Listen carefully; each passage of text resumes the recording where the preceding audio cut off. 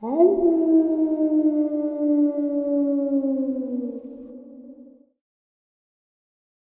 and salutations, everyone. I hope everyone is still doing well, and welcome to tonight's second bonus. Before we jump into this very exciting and extra special bonus, a couple quick links. As many of you know, I rely on Patreon, PayPal, channel membership, and the merch to help the channel to continue to grow and go. Links to Patreon, PayPal, and channel membership is in the description below. Merch displayed directly under the video. Also, Dogman Frightening Encounters, Volume 1 through 3, the audiobook versions. They were written and researched by Tom Lyons, narrated and produced by me, Jeff Nadomley. Those audiobooks are available on Audible, Amazon, and iTunes, links to which are also in the description as well. And finally, last but definitely not least, if you'd really like to help support the channel to continue to grow and go, simply subscribe. It does not cost a cent. Click that like button, takes half a second. If you don't want to miss out on any of the informative uploads I put out daily, click that bell icon, and folks, please leave a comment and share the video. Why? Well, because all these things really do help the channel to continue to grow and go. They definitely do matter, and they are appreciated. And with that, I have taken far too much of your time. Let's jump in to today's second bonus, shall we? Throughout the years of this channel, I have gotten to meet just some really great people. Here's some amazing and terrifying experiences, and unfortunately lose a few really great people that I really became friends with. And right here is a set of brothers. I'm going to share all of their experiences with you, all of their interviews, right from beginning to end. And it is a very special set of interviews. Unfortunately, one of the brothers is no longer with us. Both had horrific experiences.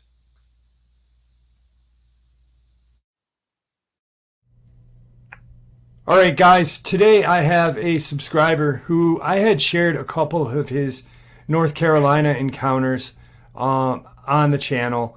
I've been talking to Jody here for, almost an hour now. And I said, you know what, Jody? I said, let's just record what we're talking about and have that be the interview.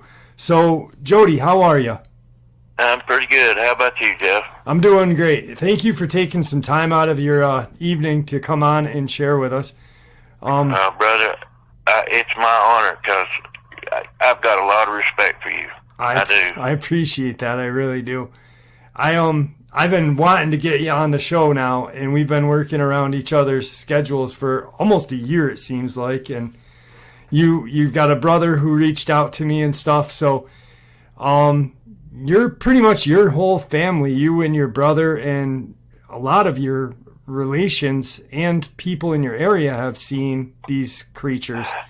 You want to get into pretty much what's been going on and how it kind of started with you? Oh yeah. Well, basically when I was young, I was always in the woods, and I had my cousin, and God rest his soul, he got killed in a car wreck years ago, and it was me and him always, and we would go camping, and there was times where something would be, and it couldn't have been a cat or even a bear, because this thing was walking on two legs, coming at us, and we lit the woods up. I know we was kids. I mean, I wasn't but like 12-year-old, and we lit the woods up because nobody, where we was at, way back in the mountains, and we went way over a mountain into a valley, and there's no way nobody was there. Mm-hmm. And we lit the woods up, and which we shouldn't have done, but still, we were scared. Right. And we, like I said, we did a lot of camping, and we went above my house, which we always called it the mountain, and there was an old barn up there, and my brother, he has a lot of stories that he can tell. That and he they just like the barn, and we had another little barn we called the corn crib that we'd put corn in for the cattle and horses and mules that we had, and either something would go under it and dig out and would lay, and it was always something too big to be a normal, even a bear. Okay. And I came down one day, one it was towards evening, it was almost dark. And inside this barn, something growled at me. Now, even in daylight, you could not see inside that barn. It was so dark, and it was creepy. And I had a 16-gauge shotgun. First thing I done was broke it open, throw the slug in it, and I backed away. I turned my back. I just kept backing away from it. That's how bad it scared me. And it was not a bear that growled at me, because I've heard them. I've had them growl at me before, and they huffing and popping their teeth. But this thing just like wanted me gone. So I got gone. And there was another time that me and my cousin was camped on the other side of this valley of the mountain. And we'd camped, and everything was fine that night, and didn't hear nothing, anything. Well, right at about daybreak, I don't know what woke me up, but when I woke up, there was a dog, a big black dog sitting beside of me. It looked like a wolf, looked like a German Shepherd. I'd never seen it before. And when I said, I jumped up, and I had my gun. I was like, holy and it just jumped. It never got on two legs. It just turned, and it was gone quick as lightning. But how big was it? How big was it, would you say? I would say it was probably 200 pounds at least. Wow. And probably 3 feet at the shoulders. That's that's a long time ago, and that's me remembering from where I was laying on the ground in my sleeping bag. Right. Because we never had a tent back then. We always slept out in the open next to the fire. And something important to remember is that you're in North Carolina. You don't have big wolves. The biggest wolf would be like the red wolf, which is not a big wolf at all. Right, and they hadn't even turned those loose when this happened. Okay. And in that same spot, a few weeks later, we happened to look up, and there was this owl sitting on a tree limb watching us. Now, being stupid kids, we both had 22 rifles, 22 automatic, semi-automatic rifles. We started shooting at this thing.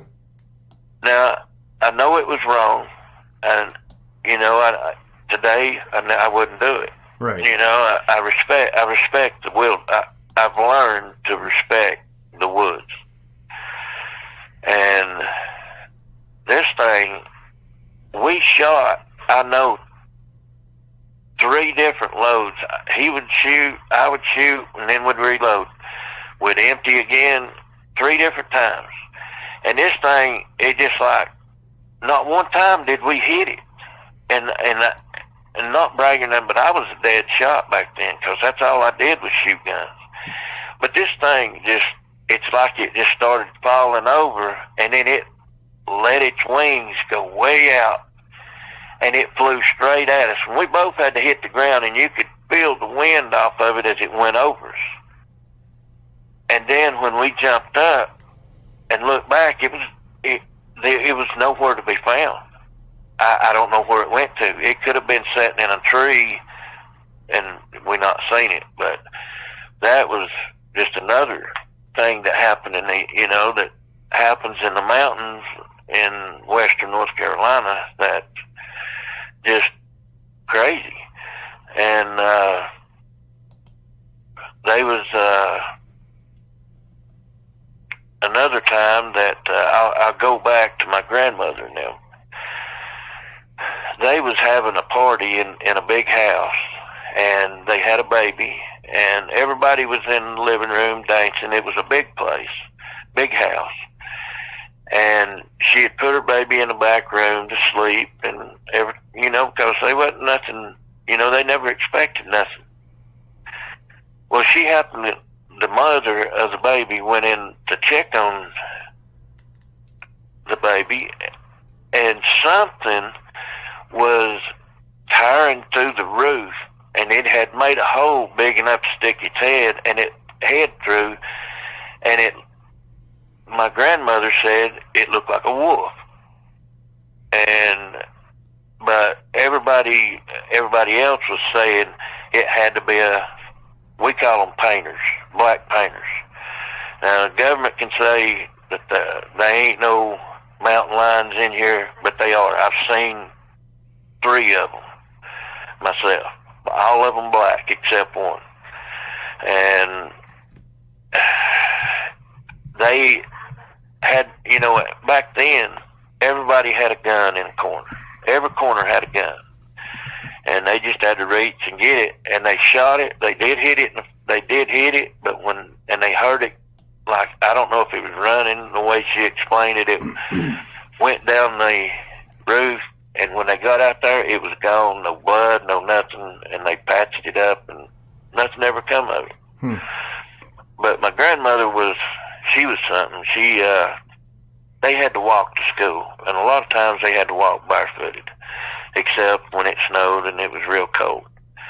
And they had to walk across a pretty good sized creek, and something black was laying on the log that they had to walk across. Well, she just walked over and kicked it, and it was a black painter. And she kicked it, and it fell, and it let out a squall and fell in the woods, or not in the woods, in the water, and then shot off. Never bothered them. Wow. And yeah, she had a lot of stories back That's a then. different type of people back then, than from what is now. Yeah, I know it. And they had to deal with stuff. Yeah. And they didn't have the luxury of picking up and moving because that's all they had. Now, did your grandmother, did you ever hear her call, like, the panthers, like, catamounts and stuff like that? Yeah. Okay. They would call them, catamounts, or I had an aunt that, matter of fact, she's where we live now. She lived just right below us at the time, back years ago, and she passed away. But she would always tell me things, how stuff would cut when she'd be out in her garden, how stuff would come and sit at the edge of the woods, popping its teeth at her. And I said, well, was it a bear? And she said, no, it was no bear. She said it was big. It was too big to be a bear. And she said it walked away on 2 legs.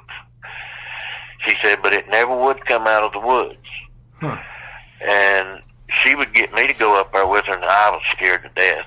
And how she would say stuff is, Lord God, this thing went up and it started popping its teeth. Lord God, Jody, it was, and that's how she told the story. And she just, I loved her to death. And she could tell you, everybody would tell you, she could tell the stories to where it would put the fear of God in you. Right. But it never stopped us from going over here to where we call the tunnel. When we moved here in 2015, and there was a boy named his name was, I'll say, Cody, and his girlfriend, and they showed up it was on a November night, and it was blowing snow, and it was cold. But him and his girlfriend, he had a .308 rifle, and he was scared to death, and his girlfriend was too. And they wanted a drink of water and asked if they could call somebody. Well, they called somebody, and they waited inside. They did not want to go back outside because they were scared. But when somebody came and got them, this is where their scent ended. Their scent did. Okay. All right. Ever since then, things have been happening around here. I've seen eyes. My sister's seen eyes. We've had our house slapped. And something, my sister's on the second floor, and she hears stuff under her windows. It sounds kind of like maybe a Bigfoot cooing and making noises. And then when she won't look out the windows, something slaps the house. And here recently, my mother, she said she happened to be walking by the front door, and she heard just light tapping on the door. And she thought it might have been a small woman tapping on the door. And when she was telling me this, I knowed right then it wasn't. It was like fingernails or claws tapping on the door. And she got over there and hollered, "Who is this? Who is it?" And my sister, who was upstairs, she heard it, and she come downstairs. The tapping stopped, and the doorknob started turning. And my sister reached over and turned the deadbolt real quick. And my brother happened to be coming and pulling in at that time, and he missed the driveway for some reason. And I was over here, and I live above the garage in a small apartment, and I felt the shaking. They just like my mom said, they was 4 steps, and it's a good 30 feet from the door to the steps. 4 steps that they heard, and it shook the house, and it even shook over here. And I was like, "What's going on?" And my brother pulled in, had turned around and pulled in at that time, and he saw nothing. And then I have to go to Georgia every now and then, and it was at 2:30 in the morning. But I heard gunshots across the road over here, and I heard the awfulest scream. Like, I don't know what it was, but I'd never heard nothing scream like that in my life. And so the neighbor over here shot something, and I don't know what it was, and he won't talk about it. He would not talk. I tried to talk to him about it, but he would not talk to me about it. So that kind of tells you something. Yeah. And then I'm skipping around a lot here. That's all right. But I was sitting out here on the porch one night, and my niece was here, my daughter was here, and there was a bunch of people here. Well, when I walked out there to sit and smoke a cigarette, I had my flashlight, I had my gun pistol with me, and over here at the other neighbors, I heard something walking on the gravel, and you could tell it was on 2 legs. And then I heard what sounded like an owl hoot, but it sounded like it was a box. It sounded like it come out of a box or something, like wood. It was weird. It wasn't an owl. It was something trying to sound like an owl. The other neighbor that's up here above us, they have two German shepherds, and one of them has floppy ears. And I had seen it before, and it scared me to death because it had purple eyes as it was walking up the road. And I come close to shooting it because it scared me. It scared me bad, but then I realized it was a neighbor's dog. And the dogs up there, the two German Shepherds was raising Cain, and then all of a sudden they quit. When my niece come outside, her name's Chloe, she came outside, something that looked like a dog, black, ran over here next to, on the other side of us, of the house. But none of the weeds moved. She saw it, it done it twice, it run twice, she saw it, I saw it, and so that, you know, I thought I was just seeing stuff, but when she said, I saw it, and then there was some red eyes over here, and that's when we all went inside, and nothing else ever happened that night that I knowed of. Well, I had to leave to go to Georgia at 2:30 that morning. Right below our house down here, now these German Shepherds, they never left the house except to come down here, and that was it. They never went to the road or anything. The one with the floppy ears was a female. The male that had the straight ears was laying in the road, a half a mile down the road, right in the middle of the road, and it had a bite took out of its shoulder. Part of the bone was broken and gone, and I mean, it was the size of a basketball. Now, if a vehicle would have hit it, it would have tore it up. Right.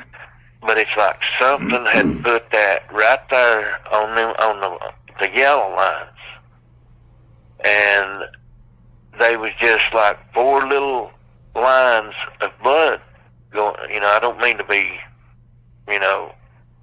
No, you're fine. You're fine, brother. But there was four little streams of blood. Now, they would have been blood everywhere if a vehicle would have hit. Yeah, there would have been road rash. It would have not looked like a bite. It would have looked, unfortunately, and I hate saying it because I hate when animals get hurt, but it would have been Hamburg. Right. And plus, the vehicle would have been tore all to pieces. Mm-hmm. Because this was a big German Shepherd. Probably a good 175-pound German Shepherd. Now, that's a big dog. Yeah. But like I said, they was barking and then they just went quiet. But I slowed down and I looked at it and it freaked me out. So I took off and I went to my brother's because he was going to Georgia with me. Well, he said, let's run back and look at it. Well, it was still laying there. Well, he turned around and I took some pictures of it, and it's on my other phone, but it's hard for me to get. I don't know how to get on it, but anyway, he said that he got the feeling there's a small creek running beside the road, and he said he got the feeling that something was there.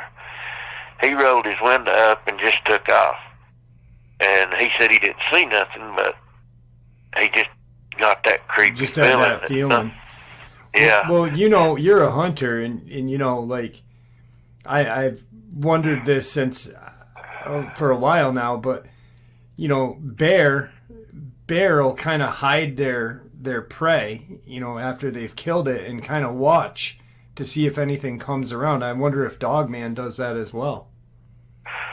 That's something that, you know, honestly, I think that something wanted somebody to stop. Mm-hmm.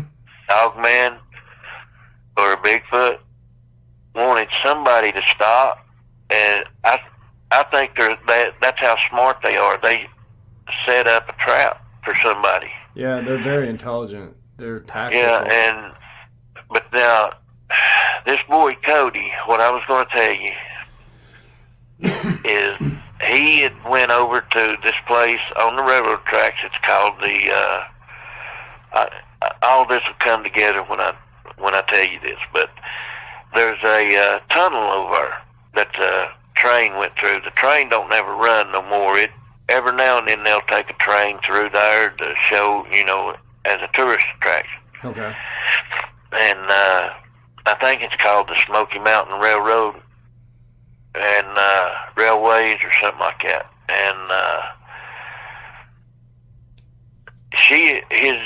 Cody's girlfriend had went in to into the, him and Herd went into the tunnel and started a fire. They was going to spend the night there. Well, he had his fishing pole too, and he went down, and there's a big long trestle, you know, on the railroad tracks there. And he had went down there and had caught a couple of fish, and all of a sudden she come through there and he said that he don't know how she made it across the trestle without falling through, but he said she was standing over there screaming for him to come on, you know, and he was like, what? Well, he got over there, and she just kept pointing behind him, and he turned around and looked, and he said he didn't know what it was. He said that it stood there. He said it, you know, the way he described it, it was about 8 to 9 foot tall. And he said it looked like it had animal skins on it. So, and when you started talking about the feral humans, that's what this reminded me of. Oh, wow. And he said that it stood there, but it had fur all over it. But, Lord forgive me, but, you know, and please no one get upset, but I don't know how any other way to put it, but it looked like it was mentally challenged, you know, and right. You know, that's the way it looked. And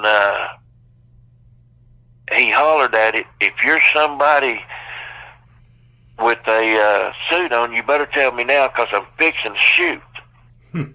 And he said it just stood there with a dumb look on its face, looking at him like, you know, and you know, like it didn't understand him. Right. And he had his rifle up, and like I said, this was a 308 rifle, which, you know, a lot of people use, and it's a good rifle. It's a good round. Yeah. Yeah.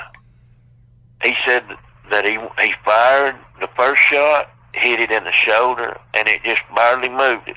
And it looked down at it like it didn't know what it was.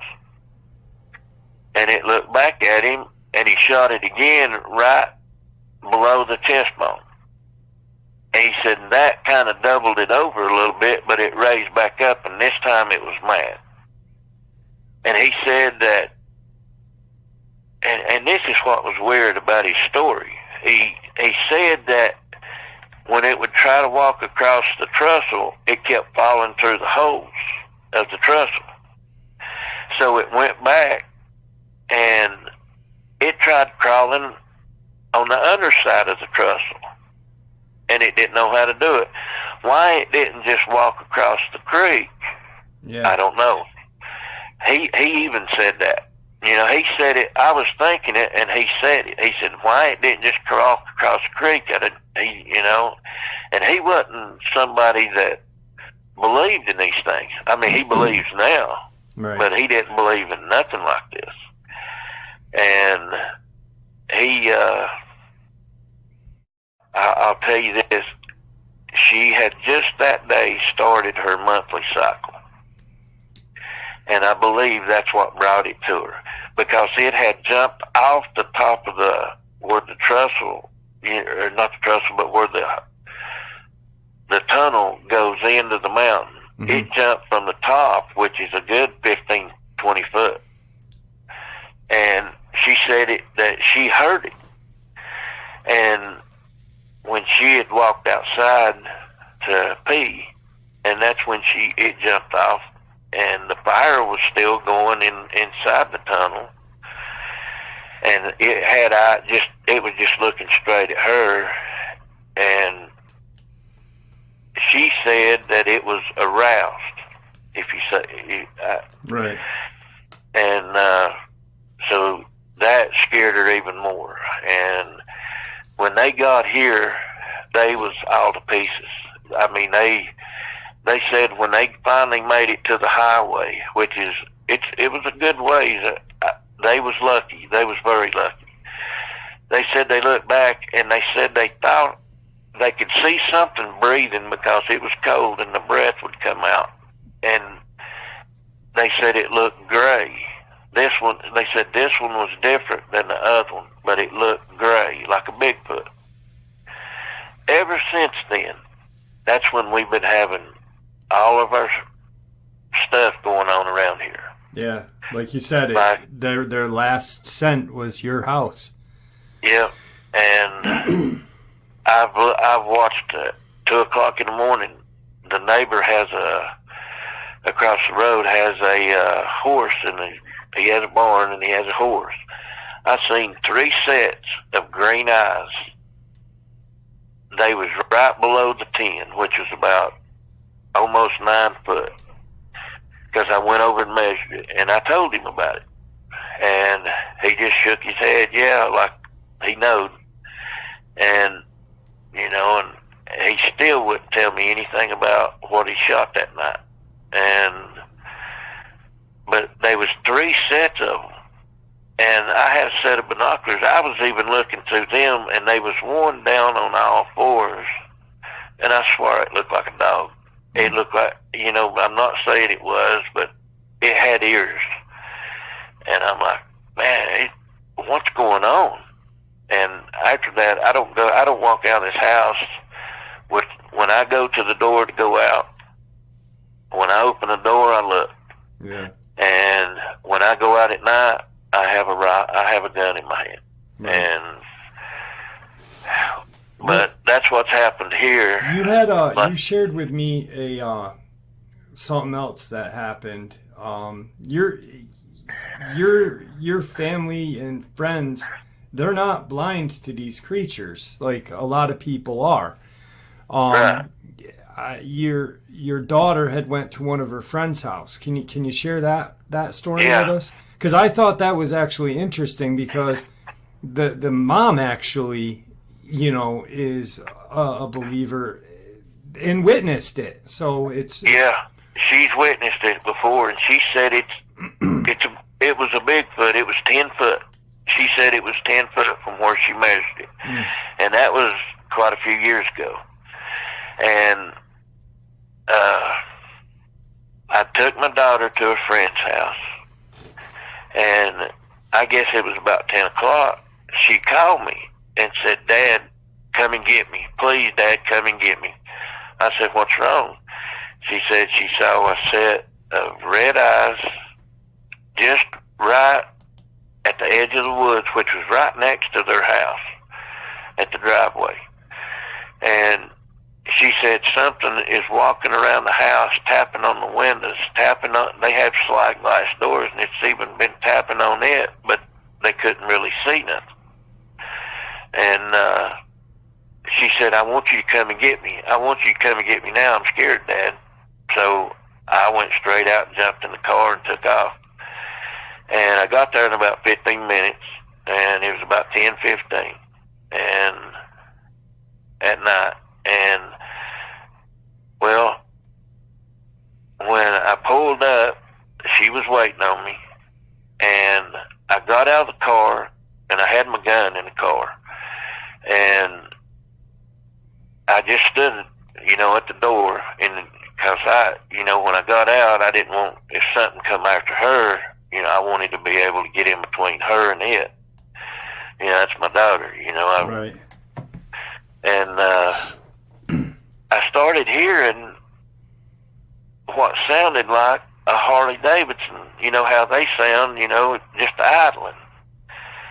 Or like a muscle car. Okay. You know, and it never got to where it stayed at like one sound, and it went on, seemed like forever, and then it stopped like something was taking a breath, and then it started again. This thing was growling at me. It wasn't something, this thing, what she had saw was growling at me. And I had kind of pinpointed where it was at, and I said, "Get in the car." She got in the car, and as we backed up, I could still hear it because I had my window down, but I had my gun right there. And back years ago, we had, they used to call them candlelight power. Yeah. Now it's looms. Yeah. And this was like a 500 loom light. It was a strong light.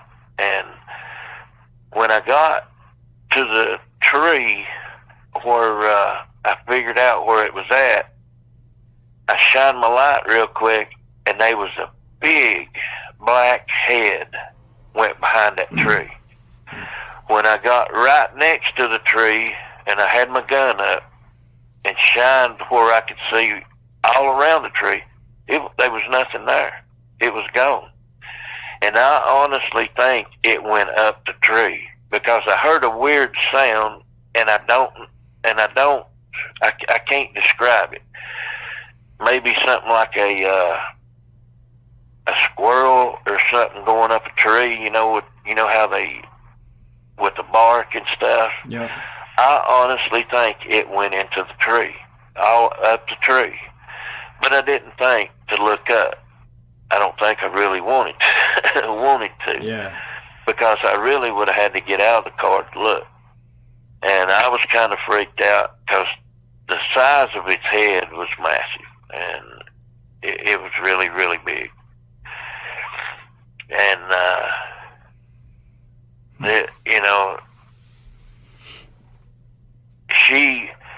she's been back over to the girl's house, and she does hear, they have heard screams. Mm-hmm. And I've had people talk about that area over there, that they've seen a Bigfoot walk across the road, on the back roads, and there's a lot of Indian land over there. Okay. And that may have something to do with it. People have seen big dogs in the woods, but they, never said, that's all they'd say is big dogs. And I don't know if it was anything more than that. But they just thought it was odd. And I'll tell you something else that happened. Do you remember when the government shut down back, 2013 or 2012, something like that? Yeah. Okay. I had met a girl, and I went to the beach, to the Outer Banks. And on my way out there, there's a river out there called Alligator River. And you have to go across this river. To get across the river on this road, it's called Alligator River Bridge. This thing I had rented the car. It was a little Honda, okay. And it would get up and go. It would fly, but it was good on gas.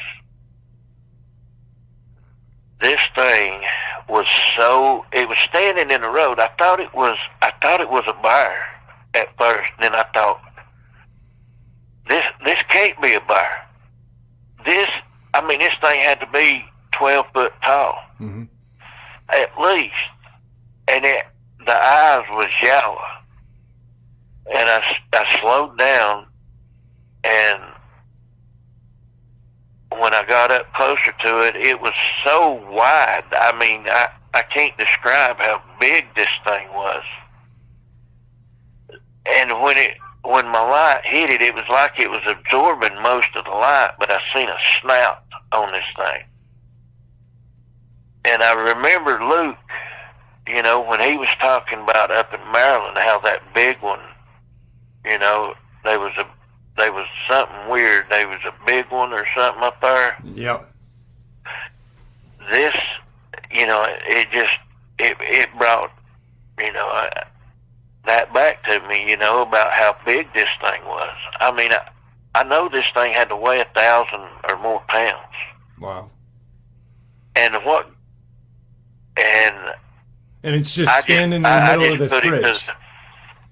Do what? It's just standing in the middle of the bridge. Yeah, well, it was at the end of the bridge. Okay. It's like it was trying to get me to stop. Yeah. Now this thing was not moving. It would not. It wasn't going to move. And the closer I got to it, it just stayed there, and I could see the arms out, from the silhouette of it. And when I got, I don't know, probably 20 feet from it, or not, probably about 20 feet, 20 or 25 feet from it, out of the corner of my eye, I seen movement, and I seen what looked like two huge dogs. Now, I'd already had a bad dealing with Dogman. Yeah. And that's what I thought. This is a dog. This is a giant Dogman. And by the time I got 50 yards past him, I was hitting 80 mile an hour, and I didn't know nothing about this road. And then I had to kind of slow down, but I put a lot of distance between me and it. And how far is the Outer Banks where you were to, like, I always pronounce it wrong, but Beaufort or Beaufort County, where Brenda Hamilton passed away? Honestly, I don't know. Okay. If I told you, because I think she was around the Outer Banks area for some reason. I believe that was in the Outer Banks region, and I mean, there's that whole community was erupted with speculation of Dogman and Bigfoot and this and that on her thing. So right. I mean, I wouldn't be surprised at gigantic creatures like that. This thing. I know this thing could have picked that car up. It was like I said, it was a small Honda Accord, and I know it could have picked that car up and did what it wanted to with it. And I just jerked it over into the other lane and shot. I mean, this thing took up more than half of my lane. Mm. I mean, that's how wide this thing was. Yeah, I've never seen nothing this big, and. Now, how big were the other ones on the other side there that you had seen? I just caught a glimpse of them. Okay. But I know that they was at least as high as where I was sitting, which was probably at least 4 foot off the ground, maybe a little more. And because when I seen them, they was coming at me. And I honestly think if I'd have stopped, I wouldn't be sitting here right now. And I didn't have a weapon with me except a knife, but I just, the feeling I got is I had to get out of there. I had to get out of there, and I did, and I did. And when I met up with a girl, we went around, everything was locked up, like the lighthouse and everything. You had to walk to it. You couldn't drive to it. Yeah. Because the government was shut down, and the federal government was shut down. And so we started to walk to the lighthouse. And when we started going over on the road, there was so much feces. And you could see what was a bear, which, was more like a patty. It had a lot of beads and stuff in it, but then there was some massive dog piles of feces that there's no normal dog would be able to do that. Right. I mean, it was unreal. And, this is the first time I've told this story because, I just couldn't get over the massiveness, the size, and I didn't think, nobody's going to believe it. That is a big dog, man. Yeah, and... Unless maybe, did it have a tail? Did you notice a tail? No, I didn't notice a tail on it. And even the other ones, I didn't notice a tail on them. Okay, all right. And, which I wasn't really looking. Right, I mean, you see something that big, the thing you're not looking for a tail. Yeah. You're looking for a way out of that area. Do what? I said you're looking for a way out of that area. You're not looking for a tail. Yeah. Now, you said you had a run-in with a Dogman, so you knew what you were looking at. I've shared pretty much all of your Dogman encounters. The one encounter that blew me away, Well, you've got one. I don't know what ones you want to share, or if you're willing to share. Yeah, well, the one up here, it was when I was young. I didn't even know what a Dogman was. I mean, it looked like we'd blowed the van up. We didn't want to work that day, and I was going fast around the road, and to make a long story short, which we was walking back, and my friend Kelly, who was working, we was working together. He kept he said he seen a giant German Shepherd. That's not how he put it. I can't remember exactly what he said, but it was a big German Shepherd. And I said, man, there ain't no houses in here. There ain't no German Shepherd around here. I said, you just saw a bear. And he said, that was not no bear. And then I seen something flickering from tree to tree, tree to tree. And it was on two legs. And then he was really, really freaked out. So I reached down and I found a good straight stick, and I had a knife that we always used, and I started, I wheeled it down to a sharp point. And I thought, hey, it's better than nothing. But then we had a long ways to go, and we'd come up on some people that there was a man, I dated his daughter, and I thought, well, we'll get a ride to him, but he wasn't there, and the workers couldn't leave, and we still had a couple miles to go. And I thought, well, at least the thing's gone, it's gone. And when we got down to the lake where there was like a real big horseshoe curve. There was a trail that went up into the mountains, but the trail went down to the lake. There was a river that come out of the mountains that run down to, and a lot of people fished there because catfish, bass, lake trout and everything would come in, and they would feed there. There was good fishing there. Mm-hmm. And when we heard something and we looked, and the thing was standing on that trail on back. If a car come around, you wouldn't have been able to see it. But where we were standing, it was looking dead at us.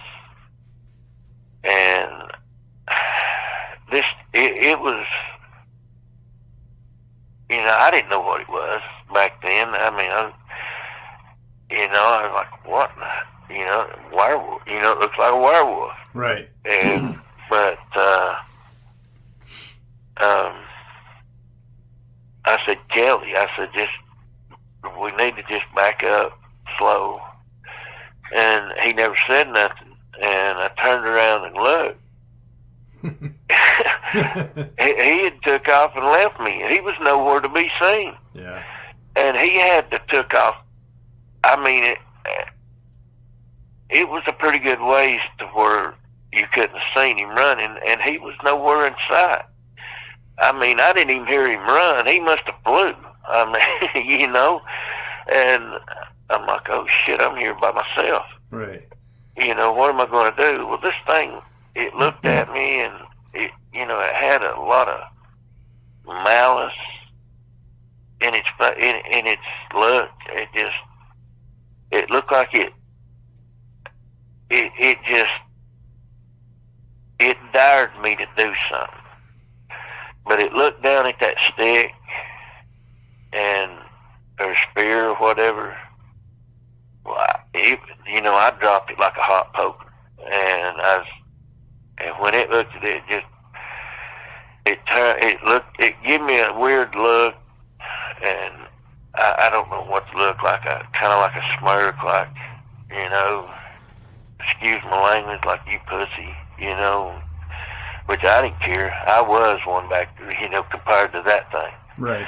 And it dropped down and took off, and never seen it again. Now, there's a place called 7-Eleven, and it's a 15-mile road that goes around the mountain, and it's a paved road. A lot of things have been seen on that mountain. A 19-inch Bigfoot track was found up in there by some people that, like to look. And so that'd be a pretty good size Bigfoot, I believe. And you could hear howls at night up in there. And that's something me and my brother, we was going to do. We was going to take a GoPro and just ride around. You can go to the end of it and turn around and come back. And you can hear a lot of stuff, definitely coyotes and stuff like that. But, wow.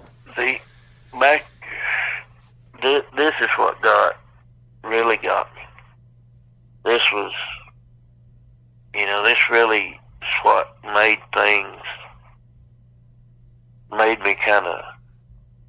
me respect the woods, scared of the woods, freaky, it really made me look. I'm always, when I'm on the road or driving anywhere, I'm always looking. Mm-hmm. And this is what made me do it. They was in Oglethorpe County, Georgia. It was in October of 1991. It was the night that the Braves had won the National League pennant. I can still remember it, where Sid Bream rounds third base, slides in the home. Braves win, Braves win, Braves win.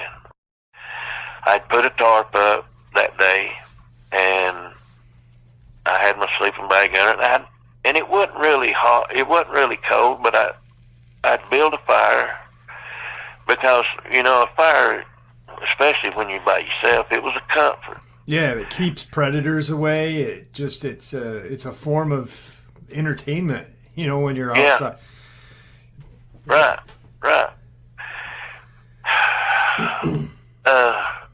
One of the other hunters, the day that I was going to hunt, the next day was gun season. But one of the guys, he was out, and he was bow hunting, and he said on the back side of the property, he seen a big black dog chasing a deer. Mm. Well, I didn't think nothing about it. I thought somebody's dog's chasing a deer. Well, and I always hear the coyotes hollering at night. Even hear them during the day, especially of a morning. And I slept with, I had a 357 Magnum pistol, 5.5-inch barrel.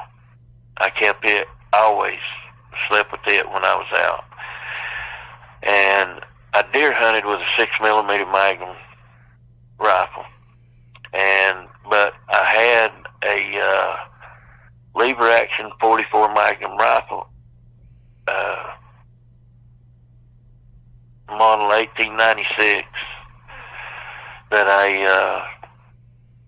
I'd walk during the day with it instead of a shotgun. I'd just walk around, and it was big enough to drop. Yeah, that's a nice rifle too. Yeah, I was using 300 grain bullets. Well, after I'd cut the radio off, I laid there and dozed off. Well, I don't know what woke me up again. It just, I know it was the good Lord that done it.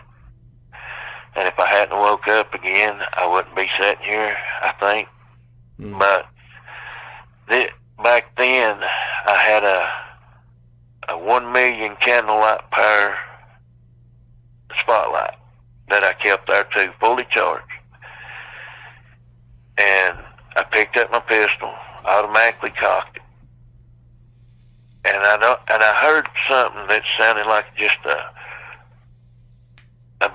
something like a brush, like on grass, like just a whisper on the grass, just something barely just going across it. And I shined it, and right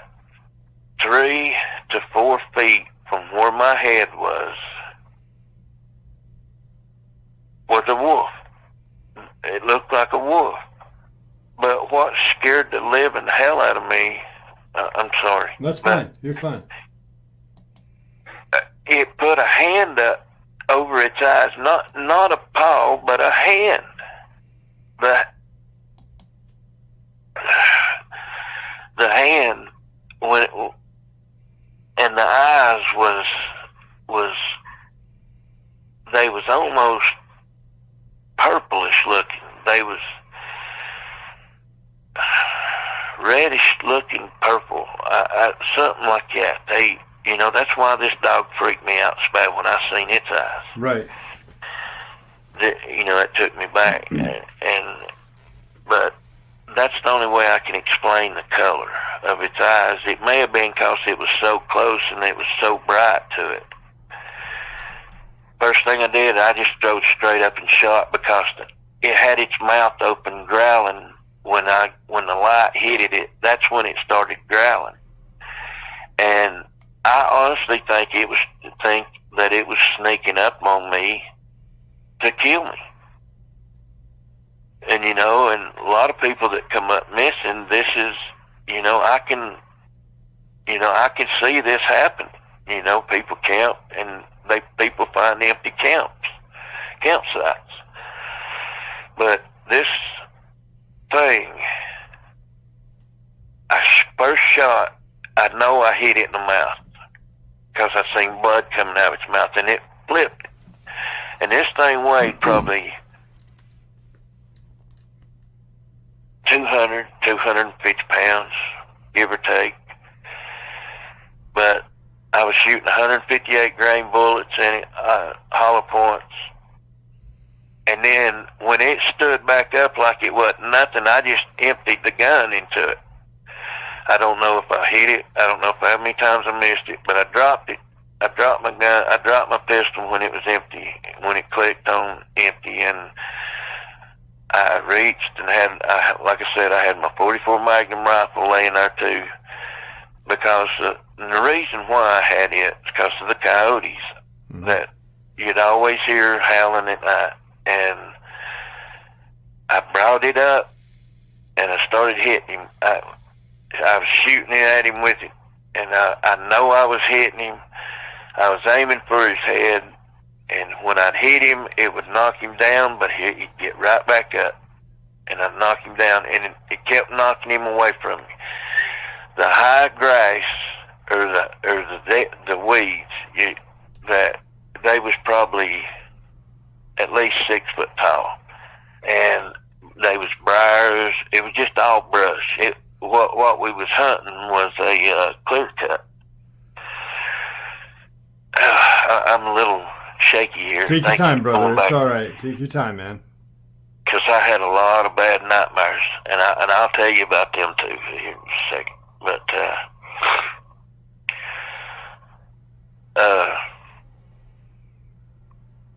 when I'd shot it 7 times, because the last shot flipped it into the bushes. I never heard nothing else. All I wanted to do was leave. And I started throwing, I didn't have a truck at the time. I had a car, and I popped the trunk open. I went to throwing everything in that I could, that I couldn't leave. And I black powdered hunt. I had one of them. I had my black powder rifle in there too, and my deer rifle is in there. But I didn't care. I was throwing stuff on top of them. I just didn't care. I wanted out of there. I had a 5-gallon thing of that I used for water. It was one of those big orange ones that the lid and everything, and I had ice and everything in it, just like, they use at sports, Right.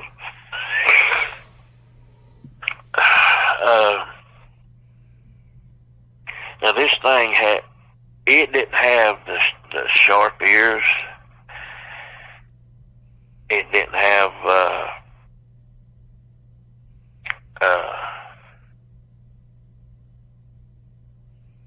oh man, this. Take your time, buddy. Take your time. It's all right, man.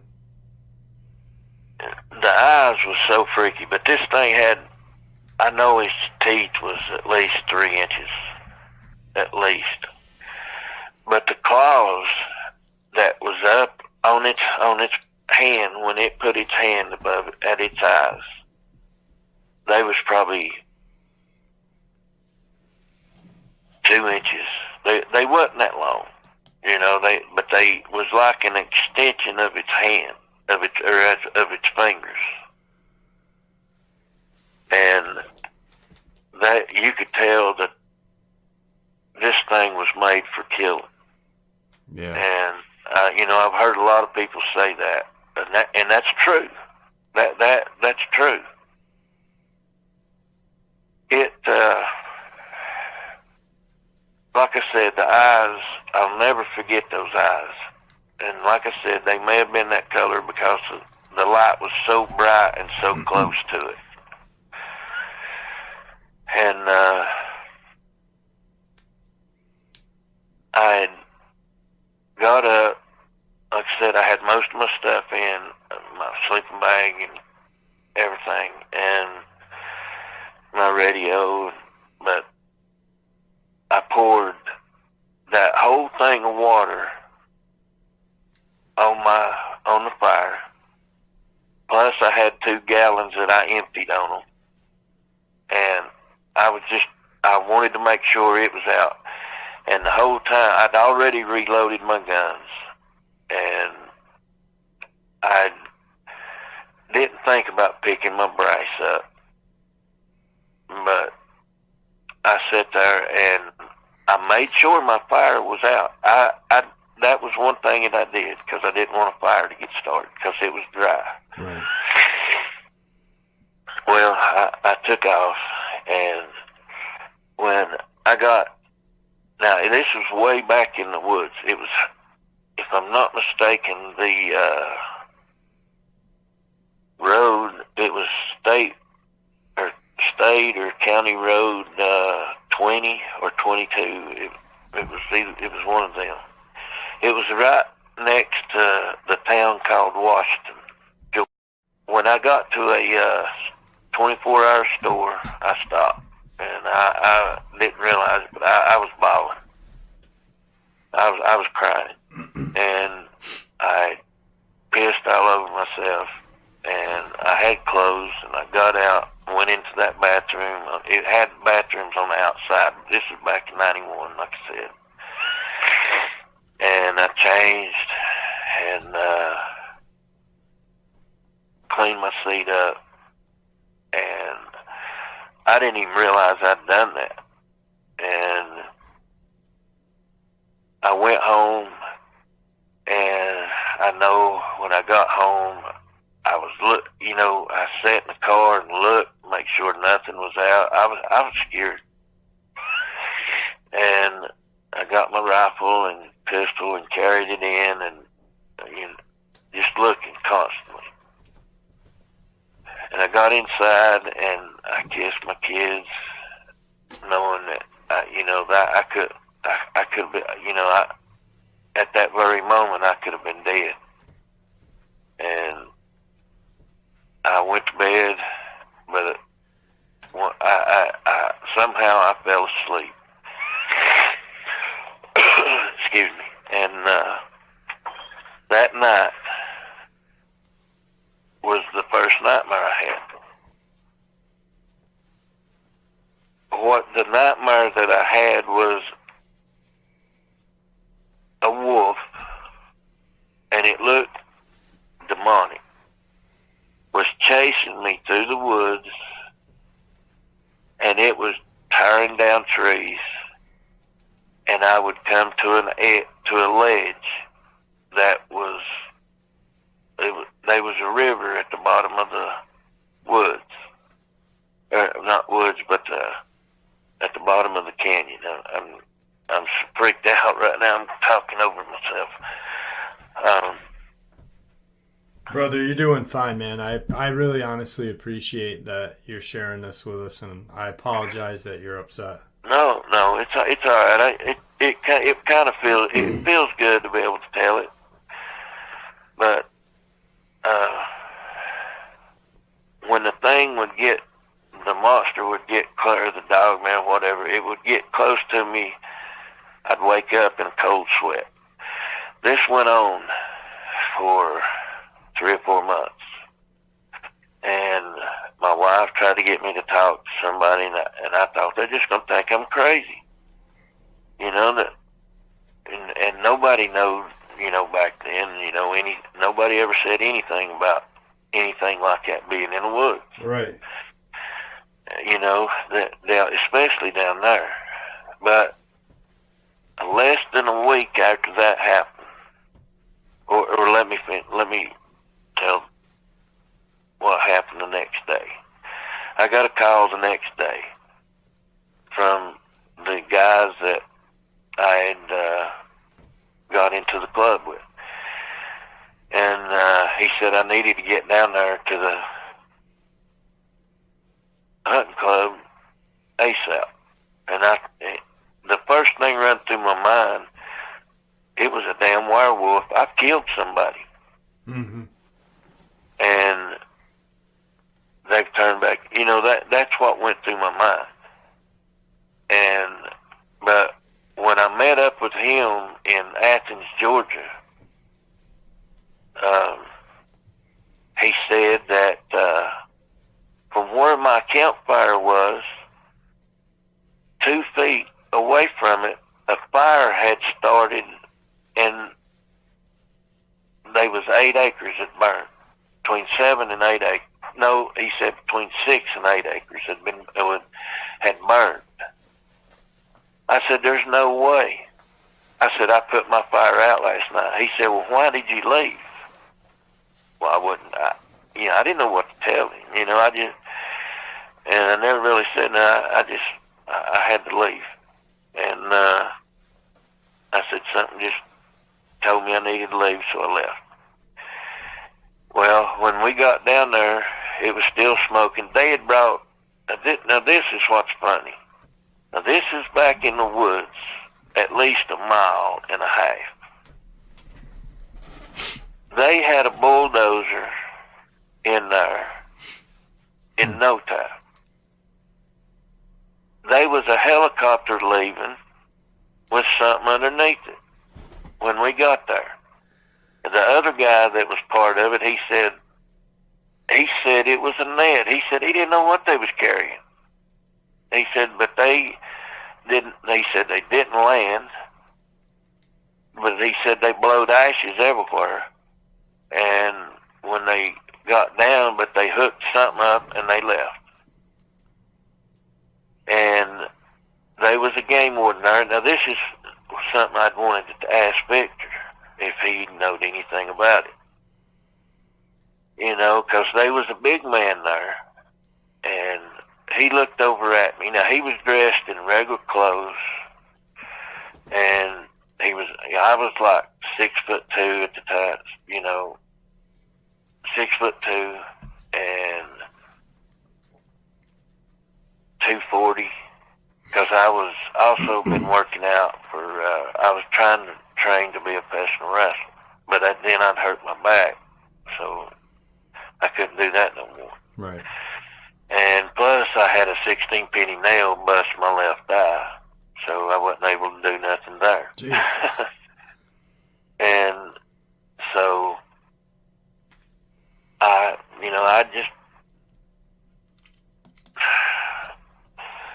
don't know what they done. I guess they picked it up, took off with it,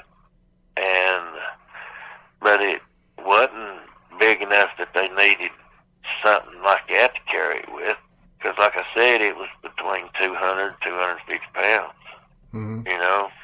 It wasn't that big, that huge. And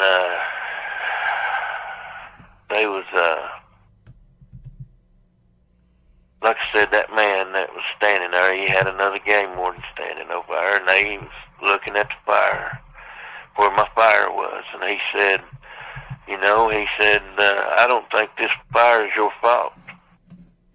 He said, what'd you shoot at last night? He said, well, why is all this brass here? And I thought to myself, damn, I should have picked up my brass last night, but that was the furthest thing from my mind. And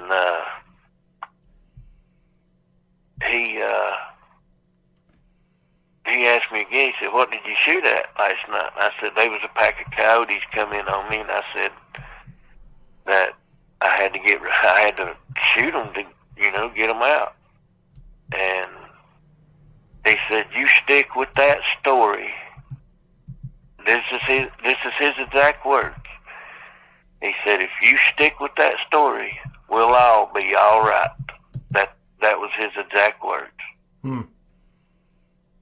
And hey, let me ask you something. Do you think that they started the fire to clean up the mess? yes, I do. Because it was 2 foot away from where my fire pit was. And I had dug my fire pit out. I had made sure that there was no roots to where it, sometimes a fire will run along the root and start somewhere else. There was no roots or anything where it could run along them, because, I'd had that happen before. And so I'd put rocks around it. Early in the day, I'd got wood, and my wood was far enough away from it to where the wood couldn't, and I didn't use green wood where it would pop, and ashes go everywhere. And so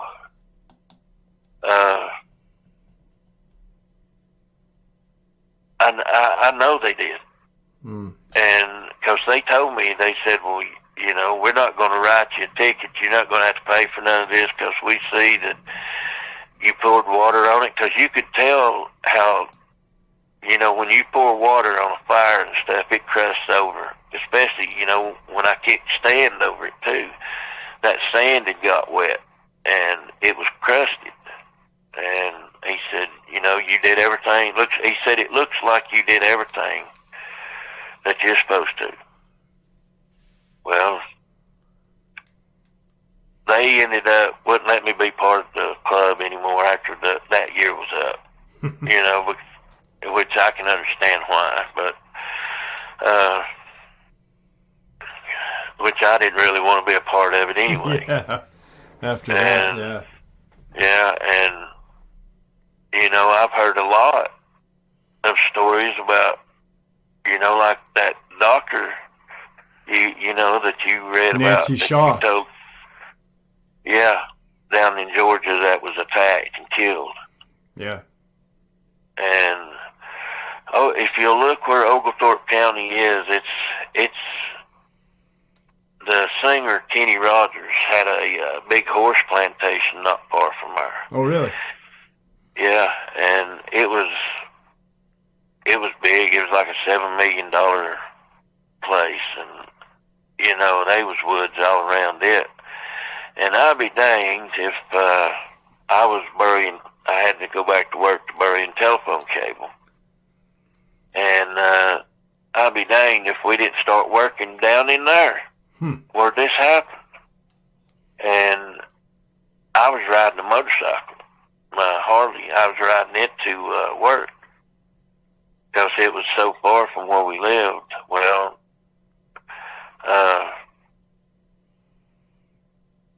I'd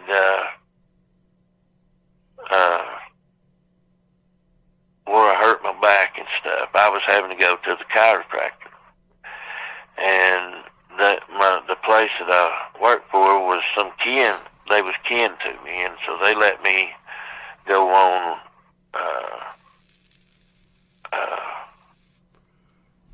Shoot, I can't. Where you can't like work. workers' comp? Yeah, no, not workers' comp, because I didn't get hurt with them. I was in a car wreck, where I hit somebody in the rear end, and they run, and so it was their fault. But my insurance had to pay it. But they put me on where I could draw unemployment. Okay. It was medical unemployment. That's what I was trying to say, medical unemployment. And so that's, that worked out good. But I was making more money on unemployment than I was working. Right. Because I was having to get off work every day to go to a chiropractor. Well, and this is something else. A week after this happened, where we lived, me and my wife, we was looking for our own place to live. Mm-hmm. Me, my wife, my two sons, and we was living with her mother and stepfather, and she had an uncle that lived just right above her on the hill, and back behind them they had a nice place to hunt deer. And well, I thought, well, this will be a good way for me to try to get back in the woods. A week later, I went with her first cousin. I didn't want to go by myself. I went with her first cousin. His name was Shay. And we went down there, and there's a little creek it runs through there, and they would drive the tractor down there, and then they would park it, and down in the bottoms it was like swampy. And we had set up right there at the creek and there was a trail that run all the way right beside the creek, all the way down to the bottoms. As we was sitting there was movement that we both saw it on the trail, coming up the trail. And like I said, I had my deer rifle with 6mm, and because there wasn't nothing back in there that, and well, as we're sitting there, I got to looking at the movement that kept getting closer and closer, and it was a fox, a big fox, probably one of the biggest foxes that I'd ever seen. Now, I couldn't say how much it weighed or how tall it is or anything, because I can't remember it really, but I know it was huge. And it just kept coming up up the trail, and when it got close enough to me to look, I looked, where it was completely clear. I looked through my scope at it, and it was looking dead at me. It didn't look at Shay, it looked at me. I mean, and it didn't take its eyes. As it walked, it was walking with its eyes dead on me. Okay. I said, Shay, what's this thing doing? He said, I don't know, because he was looking down his scope at it too. And first thing we thought was, it's got rabies or something, but it didn't act like it. It acted normal, but it was looking dead at me, and that started creeping me out, especially after what had happened. Yeah. I said, if this thing don't stop, I throwed a stick at it, never bothered, never flinched. I threw a rock at it, never flinched. It got probably 10 yards from me. I said, if this thing don't stop in a few more steps, I'm going to shoot it. The heck with the deer. And God knows I'm not lying, I put the scope dead between its eyes and fired. And the 6mm, it's loud, and I kept the scope on it. It disappeared. Wow. Even Shay, he was like, "Where'd it go?" There was no fur. There was just gone. No blood. Just gone.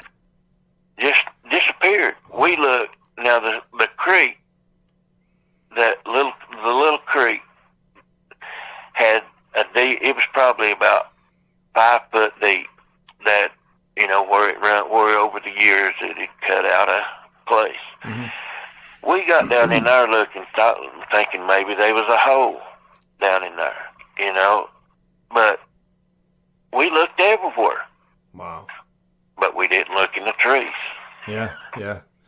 Jody, listen, we're coming up on time, on record time. I don't wanna cut too much off of any other stories that you might get into, but you can finish up on that. But I don't want to get into another story and have because we've been recording for an hour and a half already. I don't want it. No, don't be sorry. This has been great. I don't want it to end and not have, you know, not have the audio on it. So this thing just disappeared. Let me ask you now, where you live in North Carolina, is it considered like Appalachia or? No, it's the Smoky Mountains. Smoky Mountains. Cherokee. You know where everybody goes. Cherokee Reservation is like 40 miles east of us. So you've got a lot of legends and haunts out there as well, you know. Oh yeah. The this could have out been here something. Are huge. Yeah, this could have been, you know, I hate saying it, but like a specter or something. You know what I mean? Like maybe like a guardian of the forest or something. Or like you said, you didn't check the trees. Yeah. And I'm not saying it went into the trees, right. But it I don't know where else it could have went because it just disappeared. That's crazy. But I do have a lot more that have, you know, stories. I'd like to have you back on if you're willing to come back on sometime. Anytime, brother. Like I said, I've got your show I have nothing but respect for you, brother, and your show is the main show that I look at on, you know, especially the information. I appreciate that. I've learned a lot. I've learned a lot from you. You know, it's funny that you and you know what's crazy is I hear that from people. I've learned a lot. I learned more. I think I learned more from you guys than you guys learned from me. And you know what I mean? But right, yeah. It's like we live symbiotically off of each other, I guess. Right. Is there anything that you'd like to say to the audience before we end the video? And do me a favor, don't hang up when we end the video. I want to talk to you for a little bit more. But is there anything that you'd like to say to the audience before we end? Yeah. If you're going to go out, don't go unprepared. Mm-hmm. Always tell somebody where you're going, and make sure. Bear spray to me is nothing. Yeah. Take a weapon. And don't take a 22 or not even a 9mm. Take something big enough that you're going to be able to protect yourself with. Yeah. And always watch. Just even if you're driving, don't stop for things that can hurt you, because a car, they can tear a car apart just as easy as they can breaking a limb. Yeah.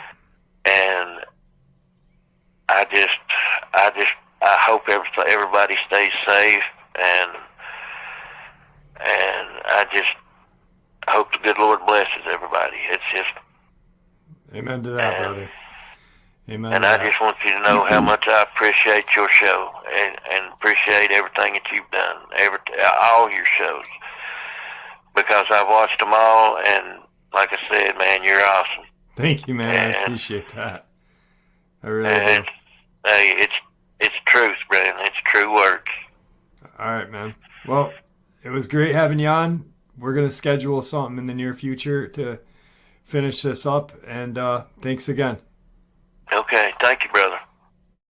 So that was Jody and his account of all of his crazy and terrifying experiences.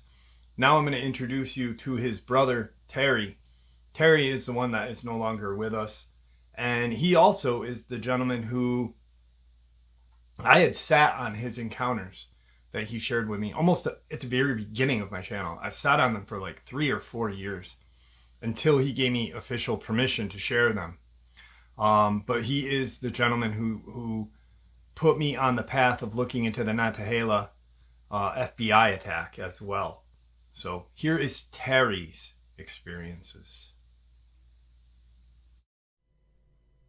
All right, everybody. Tonight I have a special guest. I've interviewed his brother twice so far, and tonight I got the opportunity to talk with Terry. This is Jody's brother. Terry, how are you tonight? I'm doing good, sir. How about you? I am doing well. Thank you for taking some time out of your evening. I hope you're feeling better. I am. I'm feeling a lot better. And I just want you to know it's an honor to be on your show, because I think that you're probably the best show on YouTube out there. Well, I appreciate that. I really do. It's an honor to have you on. Just to get to talk with you. Jody's been on and he's talked real highly of you. And he's, stated that you've got a lot of experience out in the woods, and you got some stuff that you want to share with us tonight. So right before we were recording, we talked for a little bit, and you had mentioned the first time you and Jody had encountered something. You want to start the night off with that? I sure would, but I'd like to just tell you something before we get started. Yes, sir. When Jody said all them nice things about me, it's because I paid him to do it. I hope it wasn't too much. No, the first time that my brother and I saw a Bigfoot, I can't remember. It's probably in toward about 2009, 2007, somewhere around there. Jody can correct me if I'm wrong. But we were down in a friend's pasture area. We were loading up creek rock. Okay. And Jody was on the backhoe. We had loaded it up with rock, and I was up on our dump truck, and I was taking the rock and packing it into a pallet. Well, when I happened to bend over to get another rock, I saw movement out of my right eye. And I stood up and looked, and I said, Jody, do you see that? And he turned as I did, I was already looking, but he turned, and there was a Bigfoot had come down off the hill, walked across the pasture, and jumped across the creek into what we call laurel thickets. Okay. And Jody got down, back the backhoe up. He got down, I got down. He grabbed his rifle, I grabbed mine, and we ran over to the edge of the creek. Now, I don't know if you've ever been through laurel thickets before. No, sir. But that laurel wood is probably about 3 inches round. Some of them gets a little bit bigger, but they are some of the hardest wood that you've ever seen. When you go through a laurel thicket, you have to get down on your hands and knees and crawl. Okay. Well, while we were standing there, we heard that creature coming through those laurel thickets like a freight train. You could hear things breaking and a cracking and a popping. Now, how tall is that laurel? The laurel don't get up no more than probably 4 feet. Okay. All right. But after he jumped over that creek and we got over to the edge of the river bank there, we heard a baby deer bleating. It'd go bleep, and he'd do that a while and stop. Okay. All right. When it was doing that noise, the Bigfoot would come on harder and faster. But when it stopped, that noise stopped. Then when the little deer would do the sound again, like I guess he was calling his mama, the Bigfoot kept coming towards the noise. And then when it done it one more time, we heard it get grabbed, and then we heard just like his neck got cracked. And then we heard the Bigfoot going up the mountain. Instead of coming sideways, it was going up the mountain. And the one thing that I'll never forget about that experience was the smell. I will never forget that smell. It was worse than skunk smell. Okay. And but that was our first experience that I had with Jody. So that Bigfoot was pretty much using sound to hunt that baby deer. That's correct. And it only took it how long would you say from start to finish was the hunt? Not long, it doesn't seem. No, I would say no more than 5 or 6 minutes. Pretty efficient too. Yeah, and down there where it jumped the creek, friend, a human could never do that. That river was wide, and that one, it was like in a bend, and it was wide. Okay. And it would have took me or my brother maybe 2 to 3 strides just to get up on the other bank. And that thing went over there in one stride. Wow. So that's incredible. That was something else that I'll never forget. Yeah, it's an incredible story. It's kind of heart wrenching. You feel bad for the baby deer, but you know it is nature at its cruelest right there too. That's correct. Well, when one of us would drive the load of rock out to Bryson City, the other one would stay there and gather up more rocks. Mm-hmm. And now, if you kind of picture in your mind, we're sitting in one pasture, then you cross the creek and you get into another pasture, then you cross it again into another pasture that goes down into, when you cross the creek again, you go into a wooded area going into another, before you get to another pasture, and you talk about dark. Even in daylight, it's dark down that area and real spooky. Okay. But Jody, it was a time or two that I went down in there to get rock and stuff. I felt as though I was being watched. But Jody had went down there a couple of times, and the feeling on him got so bad, and he even had a weapon with him. He said it got so bad that he felt in his heart that something bad was going to happen. So he went and got out there, and he didn't go back down there until we were both together. But other than that time, we never, no other time felt that we were in any danger. Huh. And I really think that there was more than just one. Yeah. It might have been a family around that area. A family of Bigfoot or Dogman or? Bigfoot. You know, we talk about Dogman. I really didn't get to knowing anything about Dogman except for maybe about 10 years ago. Okay. But I can tell you, when I was growing up, a couple of counters that I had, I was probably maybe 10 years old. My grandfather had an old barn that we kept the horses and the cow in. And then it had a barn loft up there. Well, for about a year or so, there would have been no horses or cows or anything in the barn, and there hadn't been no new hay put up in the barn. And most of the hay that was already put up in there was what we call loose hay. We just drag it up into a pile and load it up onto the truck and then take it up and just throw it up into the barn. Right. Well, I happened to be over there one day, and I don't know what I was doing, just fooling around.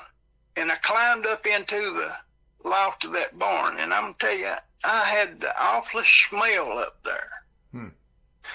And in one area, it looked like something had drug a whole bunch of the old hay into one, like a solid corner of the barn. And when I went over and looked, it looked like something had made a bed in there because it had been pushed down. But it was piled up in a way that if you looked in there, you nobody couldn't see anything. Okay. Kind of like a nest. Right. Well, I left.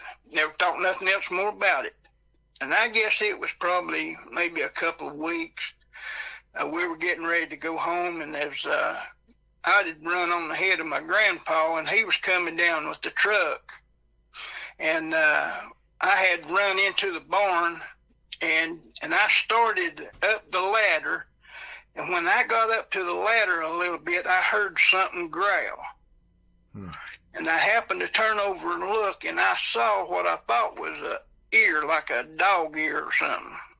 And for a minute, I thought, well, there's a dog up here. I wonder if they have pups or something. Then I thought, well, dang, that's an awful big dog. Well, about that time, my grandpa hollered at me. He said, son, get down out of that loft. He says, I don't want you going back up there no more. I said, well, what is it? He said, well, I'll tell you about it later. But he never got the opportunity to tell me because he passed away. Right. But I think that was my first encounter with a Dogman. But I didn't see it. The smell that you got up in the hayloft, was it different than the smell that you guys got when you were out? Oh, yes. It was the one big difference of the smell was the urine type smell. Okay. Like something had urined and then rolled in it. All right. So it definitely had a pungent smell to it. Yeah. And then plus being that close to it, that made it even that much worse. Right. Yeah, absolutely. Okay. All right. Next time, now Jody, I don't know if he's told you, but at that barn, there'd been several times that we both had come down by that barn when it was dark, and something would growl at us. And when you look into the barn, you had a long stallway, but when at dark time you looked in there, you couldn't see nothing. So something was to be standing in that stallway about halfway down, growling and watching at you. You couldn't see it or nothing. So, and if that thing come out of there, it would have come out at its advantage because it could have been on you before you knew it. That's why every time I walked down, whatever weapon I had, I always kept it pointed to my right side in case I had something come out. I could already pull the trigger. Right. And unknowing, after I went into the Army, Jody, he did the same thing because we had got to talking about that, and he said I'd done the same thing. He said I'd load my shotgun up with a slug or buckshot, and when I walked down there, to have it pointing towards that barn. And he said there was times that I've been growled at. So whatever it was, I have no idea.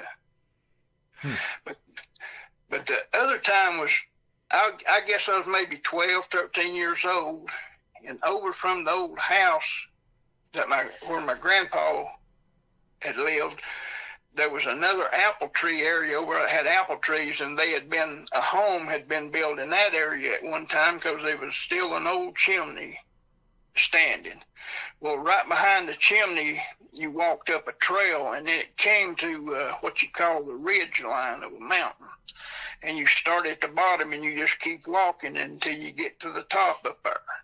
Well, that's where I had went that day squirrel hunting. And time started getting a little bit, or nighttime started coming a little faster than what I thought. So I was on my way back down, and as I was walking down, I just got this feeling. I said, something's following me. And, I got kind of scared. Well, I had this dog with me, and when we heard a noise, he took off. He just left me there by myself. He didn't growl, bark, or anything.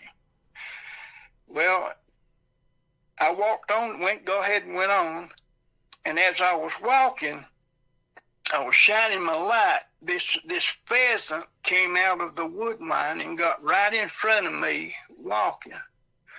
I said, well, dang, I've got an opportunity to bring some meat home. So I started shooting at this thing. Every time I shot at it, it never offered to go faster or nothing. It took me about 10 shots before I was able to bring it down.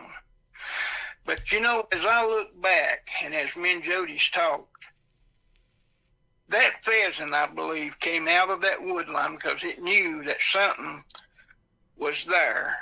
And it got close to me, walking in front of me for protection from whatever it was. And here I went and shot it. Yeah. I tell you, if I could go back, I never would have done that. But But as I kept going on, I kept getting this feeling I'm being followed. Even that way, when I crossed over the pasture and went down in the woods to get to our property where it had rails we could cross over into the fence. Once I crossed over the fence and put the rails back up and started going on to the house, that feeling left me. So there was something up there. What? I don't know. Right. But it could have been a Dogman. Yeah, you hear that a lot where people have that strange feeling and then they get away from the area and that feeling is gone. Right. Yep. Right. Huh. Well, did Jody, I believe he talked to you a little bit about my grandson and his friends? Was that where he went they were in a Jeep and they saw that white thing? Yeah. Can you elaborate a little bit on that? You want to touch bases on that one? Yeah, let me do that. All right. My grandson and his friends, there was 3 of them, okay. And the driver had a Jeep, but he didn't have no top on it. So, black boys, nothing to do. They decided to go riding. Well, they were going up to this Forest Service trail that comes in from where we live and goes all the way into Robbinsville. And the only way that you can get through it is with a 4-wheel drive. Well, they were going up in that road for 2 or 3 miles because there was some place where they went up there, I think, and parked. Okay. And they'd stay up there a while and then they'd come back down. But on this particular day, as they were driving up, one of the boys said, let me jump out and go see if they've just shut it or if it's locked. And as he ran up there and everything, the boys were sitting in the Jeep while it's still running and everything and waiting to come back. Well, when he come back, he stopped and he looked to his left. It would be to his right on his way back. And then he come running to the Jeep real hard, hollering, hurry, let's get out of here. Let's get out of here. They said, what's wrong? He says, I don't know. I seen something like a white man or a zombie coming after us. And so they backed the Jeep up and stopped and looked, and sure enough, there was some white that looked like a human was running towards them. So they took off back down the road. And as they looked back to kind of keep an eye on it, they noticed that instead of it following them up on the road, it had cut into an angle that if they kept going and he kept going, he would have run into them somewhere on the road. And it scared them boys to death. But he said as they were running, he said all of a sudden, just out of nowhere, this great big black dog showed up. And later on, they said it could have been a wolf, but he said it was big. Mm-hmm. And as they were going, he said this thing kept right up with them, and said that every once in a while he'd look over at them, and then he'd look back at what was the white thing. Right. And when it got to a certain area that I guess the Dogman felt like he couldn't go no further, he had to engage that white thing, or it was going to get them boys. Yeah. And he said all of a sudden that thing stood up on 2 hind legs, turned at them boys and smiled at them. Wow.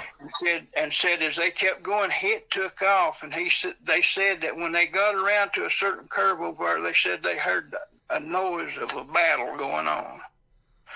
They said you couldn't see nothing, but they heard what was going on over there. It's like that Bigfoot and that white thing got engaged.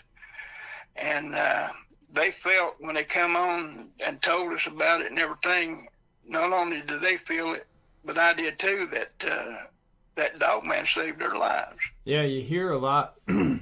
There's a lot of, those things, excuse me, those things are called like, from the creepypasta or Reddit community, they call them the rake. And, but, like me and Jody were talking, he calls him the crawler, I call him a crawler as well.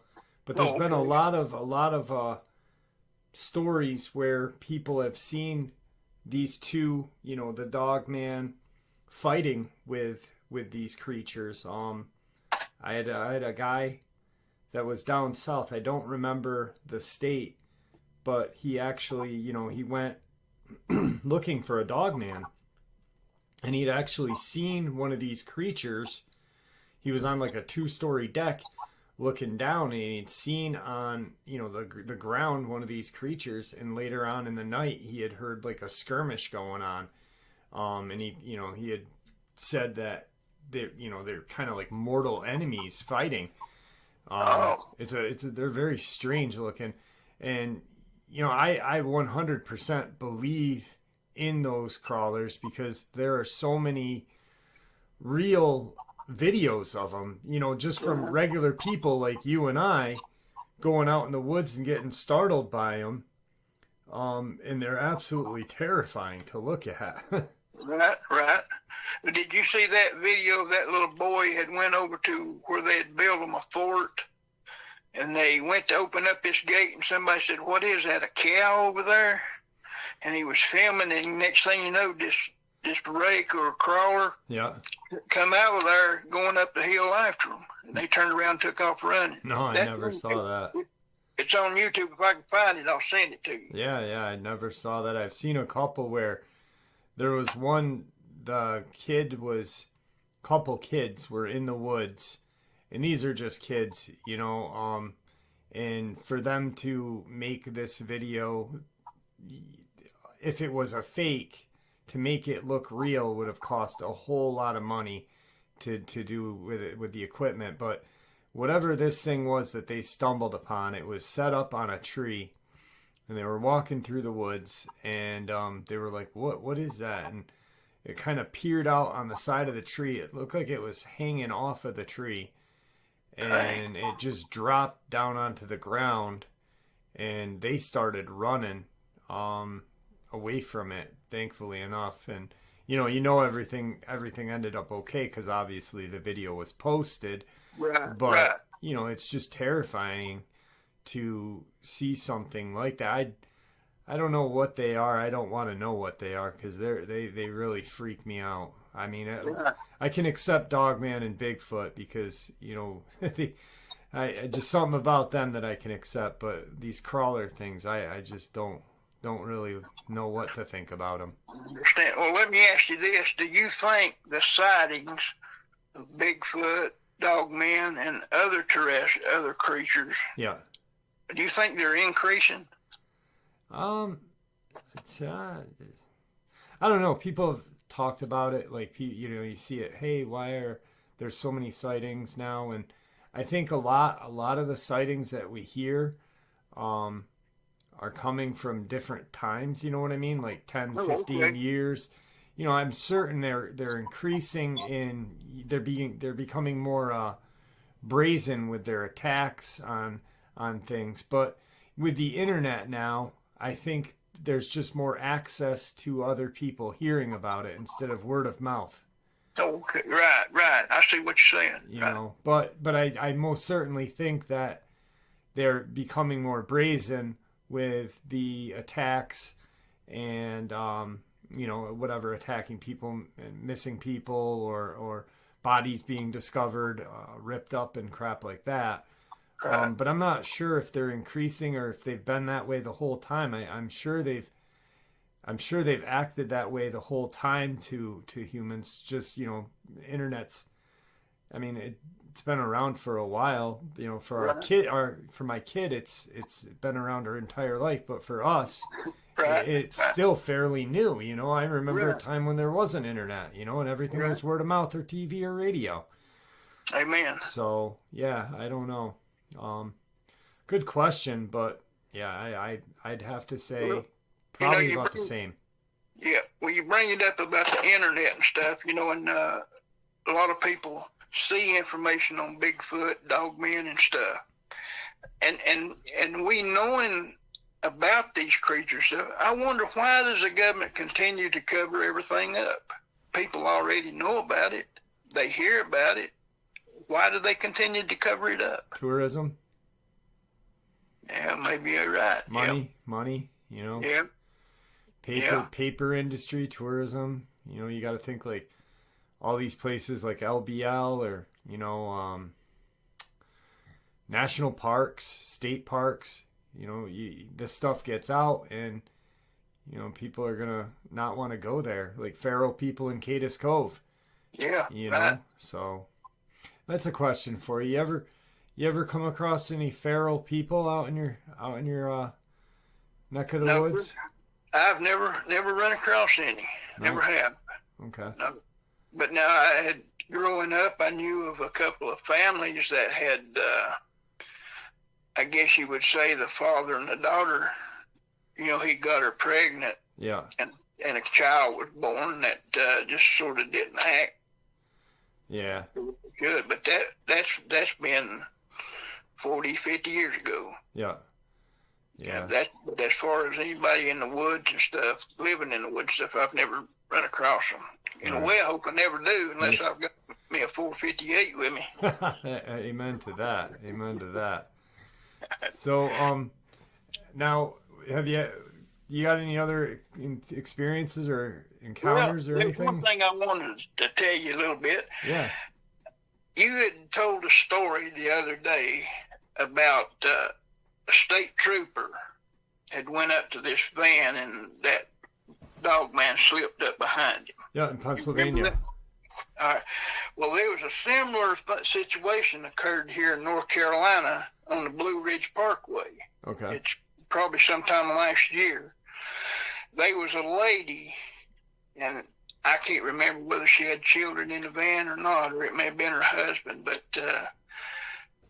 there's a state trooper was driving up the road, and she was coming down the road, and she was driving erratically, like maybe she was drunk, just all over the road, just flying down through there. Well, the state trooper turned around, blue lighted her, and pulled her over. And he said that when he got up to where the lady was at, said she was shaking so bad that was why the van was going back and forth, because of her shaking and her being so scared. Mm-hmm. And he said, calm down. He says, I'm not going to give you a ticket. He said, just want to make sure you're all right. He says, why are you so scared? And she tried to tell him, but she never could get nothing. She just kept pointing back.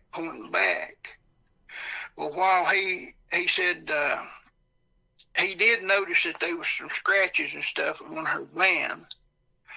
And so he said, let me go back here and call somebody. I said, I just want to make sure everything's okay.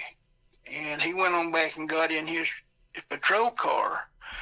And he was sitting there doing something on his computer. And he heard her holler. And then she squealed, her tires squealed, spinning gravel and everything else. She just took off down the road. And he says, what the heck?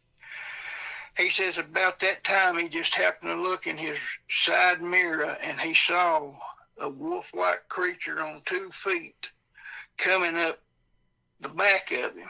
And he said he jumped up there and said he happened to have his wind about a little ways up, about a quarter of a ways up. And he said that thing jumped in with its face and stuff, and it was trying to bite him. And he said he kept getting back over and over and over to try to get away from it. And he tried to pull his pistol out to shoot at it, but somehow or another it got into the floorboard where he didn't have it anymore. And he said that thing just kept getting closer and closer and closer. And he said his shotgun was locked into the stand on a car. He said he just reached over and racked around in it and pulled the trigger. And he said, boom, and shot a hole in the car and everything. He said, but that thing turned and went back and jumped across the guardrails back down the ways. This man was scared to death, but when he got out, he took the shotgun. And if I'm correct, as he was standing out there, this thing came back again. He shot it a couple of times, and as that thing left, it scratched the side of his car like it was mad, and it scratched the side of his car going down. Well, he got back in the car. He was so scared to death, he called for help, and they arrived, and he explained what he saw, what happened. Of course, they later on determined that it was a bear. And this man, this trooper, had to go into a mental hospital, and for a couple of weeks, right? And until he got where his situation, when he come out, he retired. But now that happened up on yeah, I don't see a black bear doing that. No. I just don't see a. I mean, maybe if it was starving or rabid but chasing a woman down, that just doesn't seem feasible for a black bear. Now, a bear can run pretty fast, but I don't think it can go 50 or 60 miles an hour. No, definitely not. But they said that thing had stayed up with them. I wonder if he was forced to, I wonder if they forced him to, put him in the hospital just to shut him up for a while, to get him out of the, out of public eye for a little bit. Yeah, I don't know, but from what I understood, he was pretty well shook up, which I guess anybody would be. Yeah, very smart thinking, though, to, rack around and shoot. The sound obviously was what scared the creature away. That was really intelligent to do, though. Amen. Yeah. Well, there was one morning we was getting ready to go down into Georgia, and we had left home about 3 o'clock. And as we were driving over this area, now we've went through that area several times, and you've seen a big black dog laying on the side of the road just watching the traffic go by. And Jody one day said, "That's a Dogman." Well, this morning we were on our way to Georgia, and as we went by this area, we saw it. And I went past it pretty fast. I said, "Jody, I'm going to turn around and go back." So as I turned around and we came back down the road, it was just like a pull-off that had a flat area where a car could park and stuff, and then the road went up the mountain. Well, we pulled in, and I rode, and it was still walking, and I rolled my window down, and I hollered, "Hey!" And it stopped. And when it turned and looked at us, its eyes were red as coal. And no, I take that back. Excuse me, his eyes was black as coal. And I'll tell you, I apologize for saying that, because the last time that we saw it, its eyes turned red. Okay. The eyes changed from a black coal to a bluish looking color to a red. And I guess you could say we was aggravating it. And you could tell it was getting aggravated at us. And while we were sitting there talking and hollering stuff at it, all of a sudden you could see the hair on the back of its neck stand up. And that's when it turned and gave us this awful look with its eyes turning red. And I told Jody, I said, "Jody, that booger's getting ready to stand up." So we took off out of there. And instead of saying, "I rebuke thee in Jesus' name," I hollered, I said, "May God bless you." I don't know why in the world I said that, but I sure did. But when you looked at that thing, you could tell it was getting ready to stand up. Yeah. Wow, that's crazy. That just the eye change is pretty spectacular. That was different. That was something completely different. And Jody might be able to remember and tell you some more about that when you talk to him. Yeah. So, but that's about all. Well, let me ask you something. I know that you didn't want to talk about the lake via email, but I want to talk to you about something that me and you talked about a little bit prior to, was the upload that I did that you haven't heard about the FBI woman. Now, right. and now Jody had gave me a little bit of the information, and that's when I started looking into everything. And now you had kind of cleared up a little bit of the the guy who had seen her taking pictures. Right. Now, can you share that with the audience again? So, well, what it was, there was a place behind a flea market, mm-hmm. and they had turned it into a camping trailer area where people come in there and they would pay like they were paying rent each month for the use of the services and stuff, and that's where they stayed. That were their homes. Okay. Well, up past them, there was like a field that right before when you turn off to come down into the area, there was like a field out there, probably maybe 50 yards long, maybe half a football field wide. And then up on the upper side where the road ran, there was like a bunch of white pine that was standing up there. I think people plant those, to give them privacy and stuff. Right. Well, he said as he walked up there, he said he stopped and he noticed this car. And he said that at the time he couldn't tell what it was, but he said as he looked up into the trees up there, he saw two large things standing there and something small. And he said that one of them you could see like a wolf's ear standing up, but he said on the second one when he looked at it, he said it looked like a ram's horn was on its head. Okay. And like we talked, that could have been just its ears turned back. Laying down or whatever, yeah. Right. Well, he said that when he was filming these things, he said he turned over and saw that the woman that was in that car had a camera with a long lens on it, and she was taking pictures of him. But he also said that when she stopped taking pictures of him, said she went back to looking at these creatures, and he thought maybe that she might have been their handlers.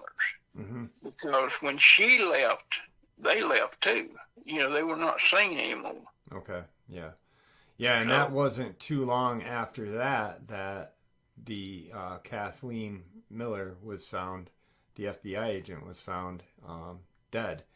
So right. That's what got me looking into that whole thing. And that video is up right now, so you can take a listen to it. And it happened in your neck of the woods, so I'd appreciate it if you let me know what you think of it. If I will. And that person who took those videos, mm-hmm. me and Jody one of us will try to get up with him and see if we can get a copy of that video. Yeah, I'd love to see that. We'll send it to you. Yeah, it'd be great. I'd love to see that. I'd Okay. really love to see it. So, okay. But that's been about all I've done. Well, seen here. I appreciate you coming on. I really do.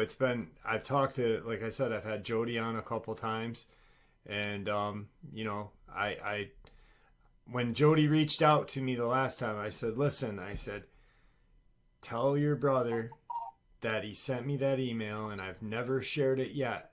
I said, but can I share it sometime? And he said, I'll share it. And I appreciate you coming on tonight, and I know that you're going to talk about it sometime here in the future, but you just want to kind of talk to a couple other people to get the facts straight and everything right. So, but it means the world to me that you came on tonight, and I really appreciate it. Well, I sure do thank you, and I especially thank you for allowing me to be your guest. And like I said at the beginning, you're my number one go-to, and I know it has to be Jody's same thing. When we go on YouTube, the first thing we want to do is look and see what you've uploaded. Well, I appreciate that. I really do. It's humbling to hear, to be honest with you. And being a small businessman like you're doing, which I consider you a businessman, you do this sort of for a living, you have to be one of the finest men that I've ever met in my life. Thank you. I appreciate that. It's an honor to call you my friend. Well, same here. And if you ever want to call me and just like you said, chew the fat. Yeah. You've got my number. Just give me a holler. Absolutely. And I'll get back with you in the next few days. All right. Do me a favor, though. Is there anything that you'd like to say to the audience before we end the upload? But don't hang up, because I want to talk to you for a few minutes after we end the upload. But is there anything you'd like to say to the audience before we end here? Well, I'd just like to tell the audience that y'all have a good man to listen to hear the stories being told by. And I just want to make a statement that when you go out in the woods, don't never go alone. Mm-hmm. And also make sure you have a weapon. Yeah. And make sure that your vehicle is parked in a way, just like in the military, when we pulled into an area, we always backed in so that the vehicle was in a ready position to get out of there. And leave it unlocked. Right. And I suggest you, when you go in the woods like that, park your vehicle, turn it around so that if you have to get out of there in a quick, fast way, it's ready to rock and roll. Yeah, definitely some good advice right there. All right, so you've heard Jody's, you've heard Terry's. Now we are going to hear both brothers together in one interview, one amazing short period of time with some great experiences. Here that is. All right, everyone. Today I have a really good surprise. I've got Terry and Jody both on the phone. How are you guys doing? Very good. Doing great. Thank you. How are you? Very good. Very good. Thank you for getting back in touch with me. I appreciate it. So I guess you got something that happened just recently? Yeah, yesterday. On this place called Webb Creek. Okay. It goes into Tennessee. You can get into Tennessee that way, even down to Tellico Plains down in there. You can go all the way down in there. There was a guy, his wife, and his three daughters, three children. They was in a Razor, and they was flying up that road that goes down that way, and it's got all those cutouts. Yeah, and kudzu up in there, and it's got those laurels. It's got a lot of laurel. Well, they had been up there most of the day. Now this is yesterday. Before he told me about this, he had come up, and if I'd have pulled out, he was so disoriented, I guess, and kind of in shock. He started to turn off, and then he just shot into Ingles, our grocery store here. And if I'd have pulled out, he'd have hit me. Okay. Well, he was on the phone, and I heard what he was saying, so I asked him. I said, what happened? He said they was on their Razor up there, going up through there, and they was, them things will fly. Yeah. And he said that they was having fun and hitting mud holes and everything. And when his daughters, they had, when you cry and you got mud on your face, you got tear streaks. Yep. Every one of them had those tear streaks down their face. And he said that they started screaming that something was running beside of them. And it was black and on all fours. And it was going as fast as they were, just weaving in and out of trees and those laurels and everything. And he slowed down, and he said he always took his weapons with him, his guns. Mm-hmm. And when he slowed down, it stopped and stood out and walked out on him. When he described it as all black, long hair, and looked like it had claws on its hand, looked like it had hands instead of paws. And on two legs. And it walked out, it stood up off four legs on the two legs. Wow. And it walked out and showed itself, its whole self to them. And it had a black German Shepherd wolf head on it. Or you know what I'm saying. Yeah. It looked like a wolf. Okay. And as he was standing there, he said, I don't know what that was. And I said, I'll tell you what it was. It was a Dogman. He said he was going back up there today, and I said, you better not go alone. You better take some big guns with you. and you better have 4 or 5 people. Yeah. But the best thing is not even go. Yeah. And my sister has been going up there at the bottom of Webb Creek, helping this elderly woman, and she was up there yesterday. And this one elderly woman said at night between 12 o'clock and 2:30 a.m., she hears knocking like somebody beating on wood, like a door or something. Okay. And she said it's been going on every night. And she said she walked out one night and shot up in the air, and it stopped, but then the next night it was there. She didn't see no lights, no nothing. Huh. Now, when did he say, the guy that was on the Razor, it didn't chase him when they got off the mountain? It just left right then and there, or? He said when he pulled his guns up, it turned and run back in the woods on 2 legs. Wow. Okay. So I guess it figured he was going to shoot at it or what. Yeah, makes sense. Now, just out of curiosity, what did you hear him say when he was on the phone that caught your attention? He said that he didn't know what it was, but it stood up and it scared the girls so bad that they was screaming, "Let's go, Daddy, let's go." Wow. And when he looked over, he saw it. And when he got, he got off the phone and everything, and I didn't know the guy. I just walked up and started talking to him after that. Yeah. What was his response when you said that was a Dogman? Like, what did his face kind of look like? Shocked. He acted like he was in shock. His face was white as a sheet. Right. And it wasn't. And he just never said nothing else. He just turned and walked back to his truck. And I don't know what he was doing, but it's just like he didn't want to talk to me no more. Right. Wow. Well, did Victor ever say that the werewolves and the Dogmen, they excuse my way I put it, they get their jollies off of scaring people? Yeah. They, for some reason, they do. Yep. But those little girls was in the truck, scared to death. They wouldn't get out. Jeez, Even at Well, this makes, there's been, where Webb Creek is, there's, what's that road up there? Cross over from the BP station, you go straight across up there.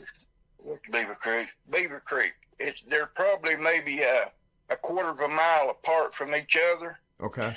Now, that one time, they was seeing a Black Hawk helicopter come into there 2 or 3 times, and the people that lived up in there said that they've heard automatic weapons and stuff being fired back up in them areas. And when I told you about that one being in the middle of eating that turkey, yeah, that's just right down below it where they saw it. Yep.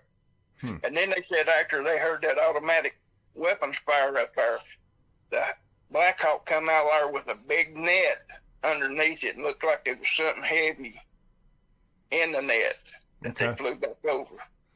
Now, Webb Creek, can you kind of explain the area? What is it? Is it like trails, a mountain? What? Well, Webb Creek, it's got a creek, they call it, and it's good fishing, good native fishing. Okay. And there's laurels everywhere. And there's a road that you can drive up in just a normal car. That the road's good. People live. There was a doctor lived up in there in the 80s. I don't know if he still does or not, but there's a horseshoe curve, and that's where it starts getting rough. You have to have a 4-wheel drive to get back up in there. And I reckon that's where they started from. That's where everybody starts from when they ride up in there off of 4-wheelers and razors and all that. Okay. And so it's pretty forested. Oh, it's completely forested. Even the limbs lean down on the road. They hit your truck or car. Anything can go up in there. And there's a couple of turnouts where you can turn around and stuff. And but there's a creek right beside the road. If you was to go off, you'd flip in the creek. Huh. And doesn't Webb Creek go into Robbinsville too? Yeah, it goes into Robbinsville, and there's another way that goes into Tellico Plains. You know where that person that got killed?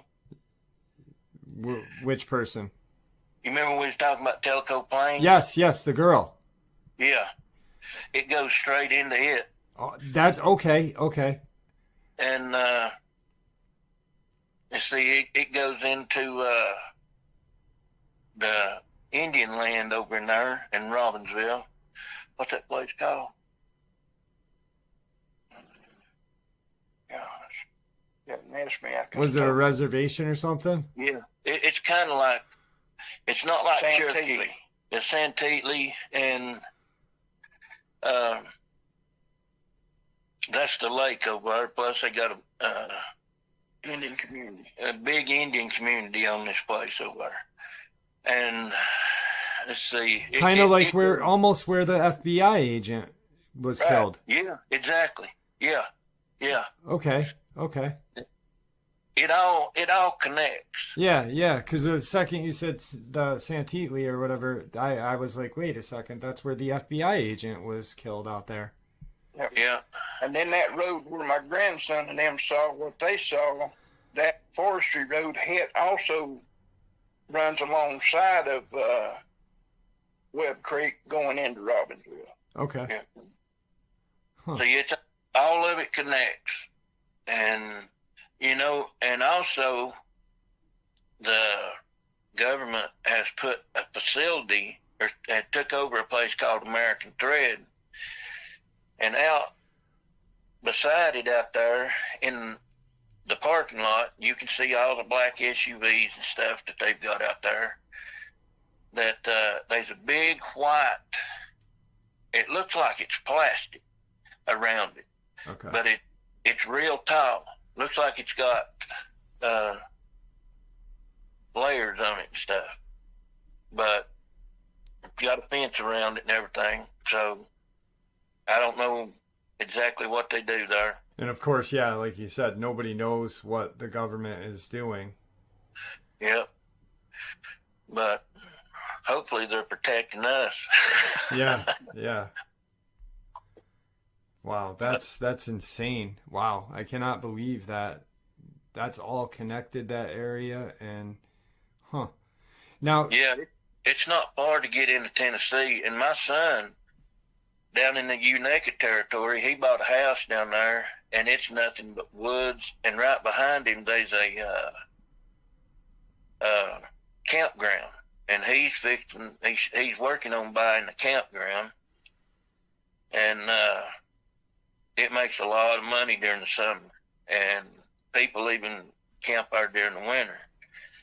And there's a lot of bears and stuff come down, and he's took my advice and bought a 4570 in case something else comes around. It's Okay.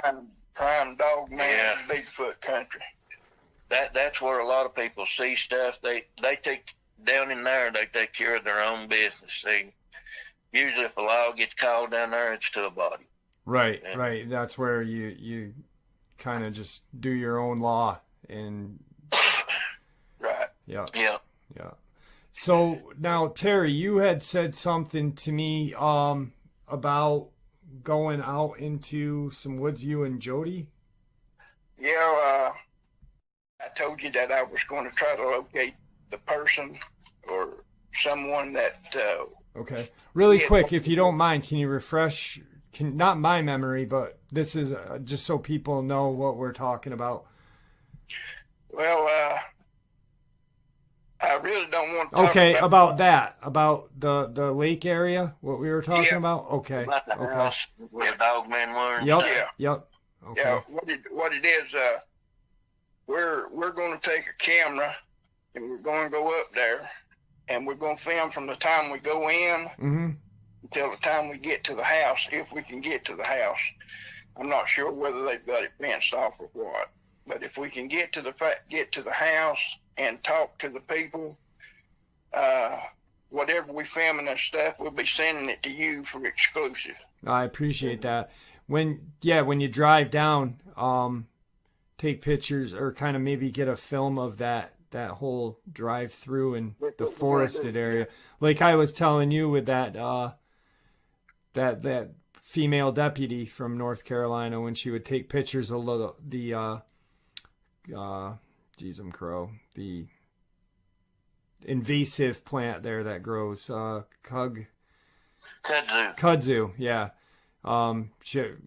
She was telling me how there's tunnels throughout the kudzu and that she had spotted. So she had gotten a couple pics of Dogman through that. That picture that you sent me, that very first one, yeah, now that was a wicked looking creature there, buddy. Yeah, I'm gonna I had just recorded a video of some pictures and I was gonna share that on that video and see what other people thought of it. I've only shared it with a couple of people, and you know, you guys are the two that recently, you know, I've had one person that kind of balked that picture, and I was like, I don't know how you can balk that picture. That's a Dogman. It is. And I respected your wishes. I've not showed it to no one other than my brother. Well, I appreciate that. You can, after I might air it today. So after that you can share it with some people. I'm still recording, Go. Couple questions. There was something, if you don't mind, there was something that you wanted to clarify, Jody? About something about Terry. That one was it was 99 when that happened. Yeah. Okay. 99 instead of 2009, because our dad passed away in 2010, and we was down there getting out rock. Okay. Yeah. Okay. All right. Well, that's an easy tendency to go blank sometimes. That's an easy slip up, you know what I mean? Especially years and stuff like that. So, has there been, besides that woman that your sister takes care of out that way on Webb Creek, has there been other sightings of anything that you guys can recall out there, even in the past? Well, down there where Grace, down there where my daughter's mom's mom, her grandmother. Okay. They had spent the night. Taylor had spent the night with her, and they happened to look out. They called me that night. They happened to look out the kitchen window, and sitting on the lowest limb was a black figure with the ears sticking up. It was a Dogman. They could see the snout, and it was huge. And Taylor said it had red eyes. Okay. But nobody else told me that what color the eyes was. And they went to the phone and got the phone and called me, and when they come back, it was gone. And there's houses everywhere. And there's a lady that lives right above up there. She hears tapping on her windows at night, and she's an older lady, good woman, and she's straight up. And she's got some pretty big guns in there too, and she'd use them. And she's went outside at night looking for whatever's tapping on her window. Okay. And I told her, you don't need to do that. Yeah, definitely. Just stay inside. Another thing that happened, you remember when all them coyotes, they said they sounded about a mile from where Jody's daughter saw this, across what they call Valley River.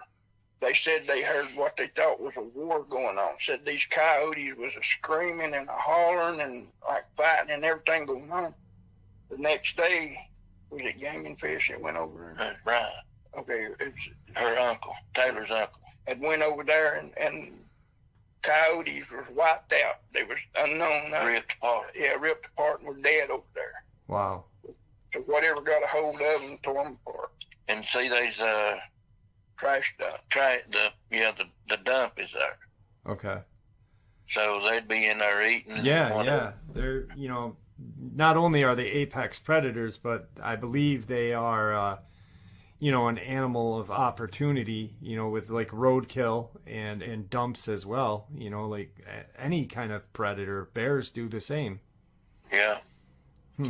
Did you tell him about that dog we found in the road up there? Yeah, but that's something you know where I told you that we found, me and Terry had, you know, went back and looked at that dog where the chunk was took out of its shoulder. Yeah. Right below that, there's a field there that we used to put a garden in, big garden. And now kudzu takes it over. In that kudzu, it grows up big. Mm-hmm. There's, two big circles where something has crawled under that kudzu and has slept, and I guess they've urinated, and it's burnt it, and it's all brown. Okay. We can take a picture of that too. And that's just right below my house. And that just blows my mind. Yeah. If you look on it's US Highway 19. Okay. If you look on it, where the 4-lane turns 2-lane and just follow the 2-lane up, you'll see the big field if you look on Google Earth. And I'd say it probably, if they took a recent picture of it, you can see the brown spots. And it's a perfect circle. It looked like a spaceship. Yeah. But you couldn't see it until everything died, until the kudzu died down. Right. So something had to be sleeping under there. Yeah, yeah. Just like that deputy. I mean, you know, I really believe that, you know, I didn't know what kudzu was because we don't have it up here. But the way she explained it to me, and after talking to a lot of people in the southern states, how they've described it, it seems like it'd be a very opportune place for anything to hide and live in, you know. The way it grows, it's shelter, you know. Yeah. And you know, once that stuff is, you can throw it out, you can burn it, you can spray it, it comes right back. Yeah. You know, you can even eat that stuff. It's eatable. Yeah, yeah. I heard that it's edible and there's some sort of medicinal aspect to it. I guess it's got some healing properties to it. Yeah. If you ever get a chance to talk to that lady again, ask her what medicinal properties kudzu has. She believes that this is what her belief is. You know, we had talked, and I don't believe that Dogman or werewolf or Bigfoot have any kind of super healing powers. What she believes is the kudzu has some sort of property that it helps, you know, the ability to heal faster, not like Wolverine fast, but, you know, helps with the process, you know, speeds it up a little bit. A lot of, like, you know, it's an Asian plant, like you guys and like me and Terry were discussing, you know, and the Chinese used it medicinally as in teas and stuff like that. So, you know, it was a very interesting theory she had, and it makes a lot of sense too, because, you know, if it can live there and have, you know, some sort of medicine right there, why not? Yeah, true. We're gonna dig up some of that kudzu by the roots and stuff, and we're gonna box it up and send it to. Yeah, I'm gonna plant some in my parents' yard. Yeah, I'm just kidding, but Yeah. you know, the one real good thing about kudzu is it stops erosion. Yeah, yeah. And that's why they brought it in here. Yeah, down in Tennessee, right across the North Carolina line from us, is a town called Copper Hill. They had a copper plant down there for years, and it eroded all the plant life down there. And they started planting pine trees, but that helped some. But when they brought the kudzu in and put it there, that really helped stop the erosion. But of course, you've got it going everywhere now. Yeah, everywhere. Yeah. Yeah, it's yeah. unreal. So they've tried to eradicate in a lot of places. That, like I said, they've burned it, they've sprayed it with different stuff, they've got in our track hose pulling it up. Yeah, I guess it's illegal to plant now. Like, it's illegal to just plant it because it's so evasive and it just takes over very quickly, and the roots are so deep. Right, yeah. Yeah, it's pretty crazy. And it's so full of seed that when they hit them, they just fall right off and start growing again. Or blow. It's unreal. And they get on the trees, and I know just where that dog was laying in the road, just like Terry said, he felt like something was right there at the creek, and that's why we took off. It was full of kudzu, and it goes up on the trees 50 foot high, if not higher. Wow. And probably smart that you got out of there at that time then. Yeah. You know, I started to get out of the truck to go over and look at the dog, but all of a sudden there was just a sense come over me so strong that says, you better not get out of this truck. Something is right there. And many years ago, I made up my mind that when the good Lord puts something on my heart, I'm going to listen. You know, when we go to Georgia down there, you know, I've been on Helen Mountain. Now, we saw on Helen Mountain in Georgia, we saw a silver or gray, and I think it was a Dogman. Because this thing, from the neck to the rump, not the tail or the head, had to be at least 6 or 7 feet. Yeah. And its back was lower than, where its front was higher than the back. Right. And this thing had a big head on it. And it just turned around and looked at us like it dared us to do anything. You know, funny thing is I just got a subscriber reached out to me and was talking about Jackson County, Georgia. And that's where we go. There's a book called Early History of Jackson County, Georgia. And there had been some, just recently, within the last two or 3 years, there had been some cows that were tore up.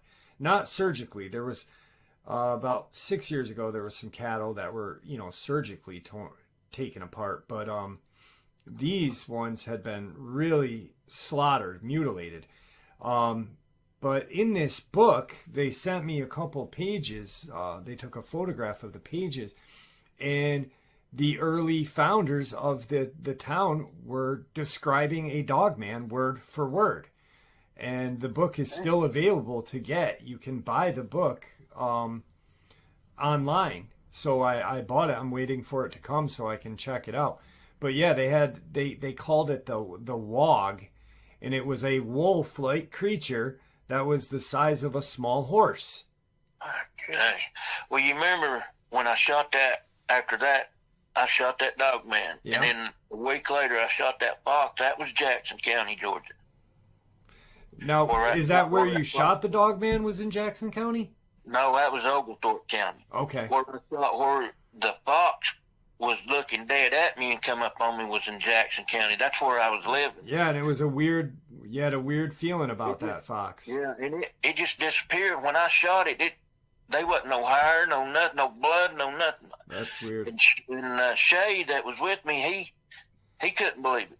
We looked at down in the creek, under the bank, everywhere, even up in the tree. There was nothing. We don't know where it went to. It just disappeared. Right. And I know I didn't miss it. Tell him about that man's cattle that had the heads ripped off them bulls over here in Young Harris. Yeah. Over here in Young Harris, Georgia. Now, there was a man, he heard his cows going, hollering and stuff, and sounded like they was hurt. He grabbed his gun and went out, and something was killing his cattle right there. And they was like 10 or 12 of them that was killed already, that had the heads ripped off of them. And he shot this thing, and when he called the DNR, we call them game wardens. Right. And they came out, and they told him it was a bear, he said, well, I ain't going to have to worry about that bear no more. And he killed it, but he wouldn't tell us exactly what it was. And it's buried over on his property somewhere. Huh. And one morning we was on our way to Georgia, and we saw something that looked like an elk. Tell him about that, John. We was almost into Hayesville, North Carolina, a place we was just past Carter Cove Road. Something runs so fast from right side of the road to the left, and it was a blur, and then it's like it slowed down, and this road had just been built. Big gravel put on it, okay. What they call crush run and stuff. And we saw the rump of it, and this thing was as big as a buffalo. Wow. It was no elk, but it was brown. I mean, just... And when it turned to look at us. And it had a rack on it. But the face didn't look like an elk. No, it looked like a bone, like a bony face. Okay. Sure did, yeah. So I can't honestly say what that was. Yeah. I'm not even going to speculate on it because I know it scared the floor out of it. I mean, we've talked about that, and you're the first person we've told about it. And when we got up there to where the road was built, yeah, it's a clear area. Just some woods on each side of the road for maybe 25 yards. And in a field. Yeah, there was nothing there. We didn't see nothing. And it was huge. Yeah. Massive. There's a lot of things out there that you see that you just can't. Yeah. Your mind process. What in the world did I just see? Yeah, absolutely. You know, I've said it a million times that, you know, Dogman, werewolf, Bigfoot, they aren't just the only things that are out there. There's other things that, you know, are otherworldly. You know, look at the that story from the hunter from Skinwalker Ranch when he was sitting up on that hill and he saw was a portal open about 6 feet off the ground in some sort of demonic animal looking creature dropped out of the hole and then ran into the woods. And he got up right then and there and got to his truck and left and never went hunting again. So, you know, we don't know where these things come from.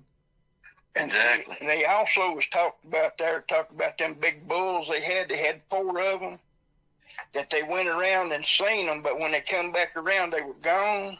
And when they were looking for them, they found all 4 of them inside of a trailer. They were no way that those bulls could have got in there by themselves or a human put them in there, and they couldn't figure it. And they were standing there like they were in a daze. Yeah. When I can't remember whether he tapped on something or opened the door or something. I can't remember exactly what it was.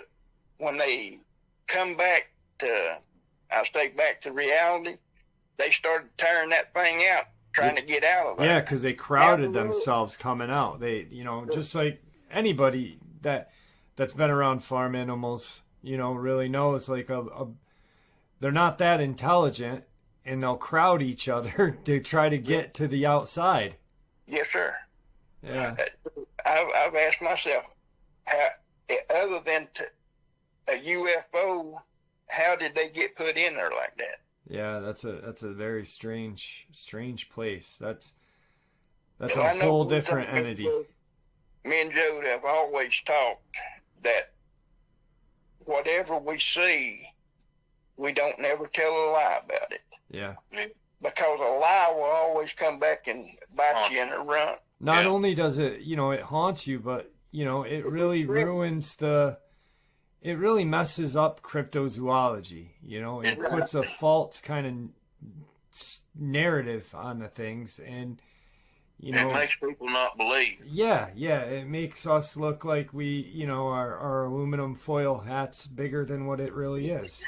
Yeah. You know? And I'm not one that's going to come out here and beat my breast and make up a bunch of lies and tell somebody, just try to make myself look good. Right. See, I have to answer to a higher authority, Almighty God, my Lord and Savior Jesus Christ. Yeah. And they have told you. And now, granted, as the years have went by, I may have forgot a thing or two. Yeah. But everything that I've told, and I know everything Jody's told, has always been the truth. Well, I know that was, you know, that you guys speak the truth, because the second I put that video up, Jody had messaged me saying, "Hey, I got to talk to you about, you know, something that Terry had said that he had gotten wrong." And it was the date, which, I mean, is not anything major. But like you said, Jody, that people read into that because they're always trying to debunk, which I think is a good thing too, because, you know, that way you know what the truth is and you know what is false. Well, that's one of the reasons why I think you've got the best program on YouTube, is because of the truthfulness that you put in every video you make. And everything that we find or hear or see or get, it's yours. I'm not going to go. You know, I appreciate that. And because, you know, I know the truth's going to be told. Yep. Yeah. Real quick, I'm recording on a different platform because like I said, this is a surprise call. I didn't even know I was going to be recording. So I'm going to I want to ask you one more question. We'll end this interview, but I want to talk to you guys for a few minutes more. But when you saw the dad come in and his kids, it's the kids, the dad and the wife, in the how were they still crying? How were they acting? Their eyes, the kids wouldn't even get out of the truck. Mm-hmm. And, you know, you could tell that they were scared. And when they looked, I could see how the tear-stained face, you know, how when their face is dirty, how the tears, you know, make clear marks down where clean marks down. Yeah. And one of them, see, when he almost hit me, and if I'd have pulled out, he would have hit me. And that's what made me notice him. And then, like I said, I seen one girl, so I said, "Dang, she's been crying." And, well, when I got parked and I started walking up there, he was standing there talking to somebody on the phone. And he was saying he didn't know what it was, but it come out of the woods. It was running beside of him. I think that's what he said. Yeah. See, there was one other thing that he said. He said that he was going back up there tomorrow, which is today, and he said the tree that he seen it standing by, he was going to measure it. That's what he said. I remember him saying that. And that's when I went over and started talking to him. He told that on the phone to whoever it was. Must have been one of his buddies. And yeah, that's just crazy. I can't believe he'd even think about going back out there after seeing that. You know, it's just that's not thinking right. I know it. And I like I said, I told him what I thought it was, and I told him they're vicious. Yep. You shoot one and you wound it, it's gonna follow you home. It'll find you. Yeah. On top of, you might not even make it out. There's always, if there's one, there's always another watching. Yeah. You know. So, all right, guys. Don't hang up. But I want to thank you both for giving me the opportunity to talk with both of you on this upload. Anytime, brother. Anytime. I really appreciate it. Terry, have yourself a good evening, and Jody, you as well. Anytime, brother. Let you know that your father is in our prayers. Thank you very much. He's doing a lot better. Praise God. And everybody out there, don't forget your guns, because, you know, the video that you put up today ought to tell everybody something. Yeah. Amen. All right, guys. I'll talk to you soon. All right, yes, you sir. too. Don't hang up yet, though, okay? Okay. All right, folks. Now, some really just amazing and terrifying experiences shared to us by two really amazing brothers. Unfortunately, Terry is no longer with us. Jody is still a member and subscriber of the channel. I see him on the lives, and it is always a pleasure when I see him pop in. Just some really amazing experiences, and Terry is truly missed. I know I miss him.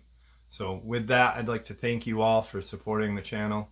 It is your support, after all, that helps the channel to continue to grow and go, and what gives us all a place and a chance to share our experiences and theories judgment-free. Everyone is simply treated with the respect that we deserve.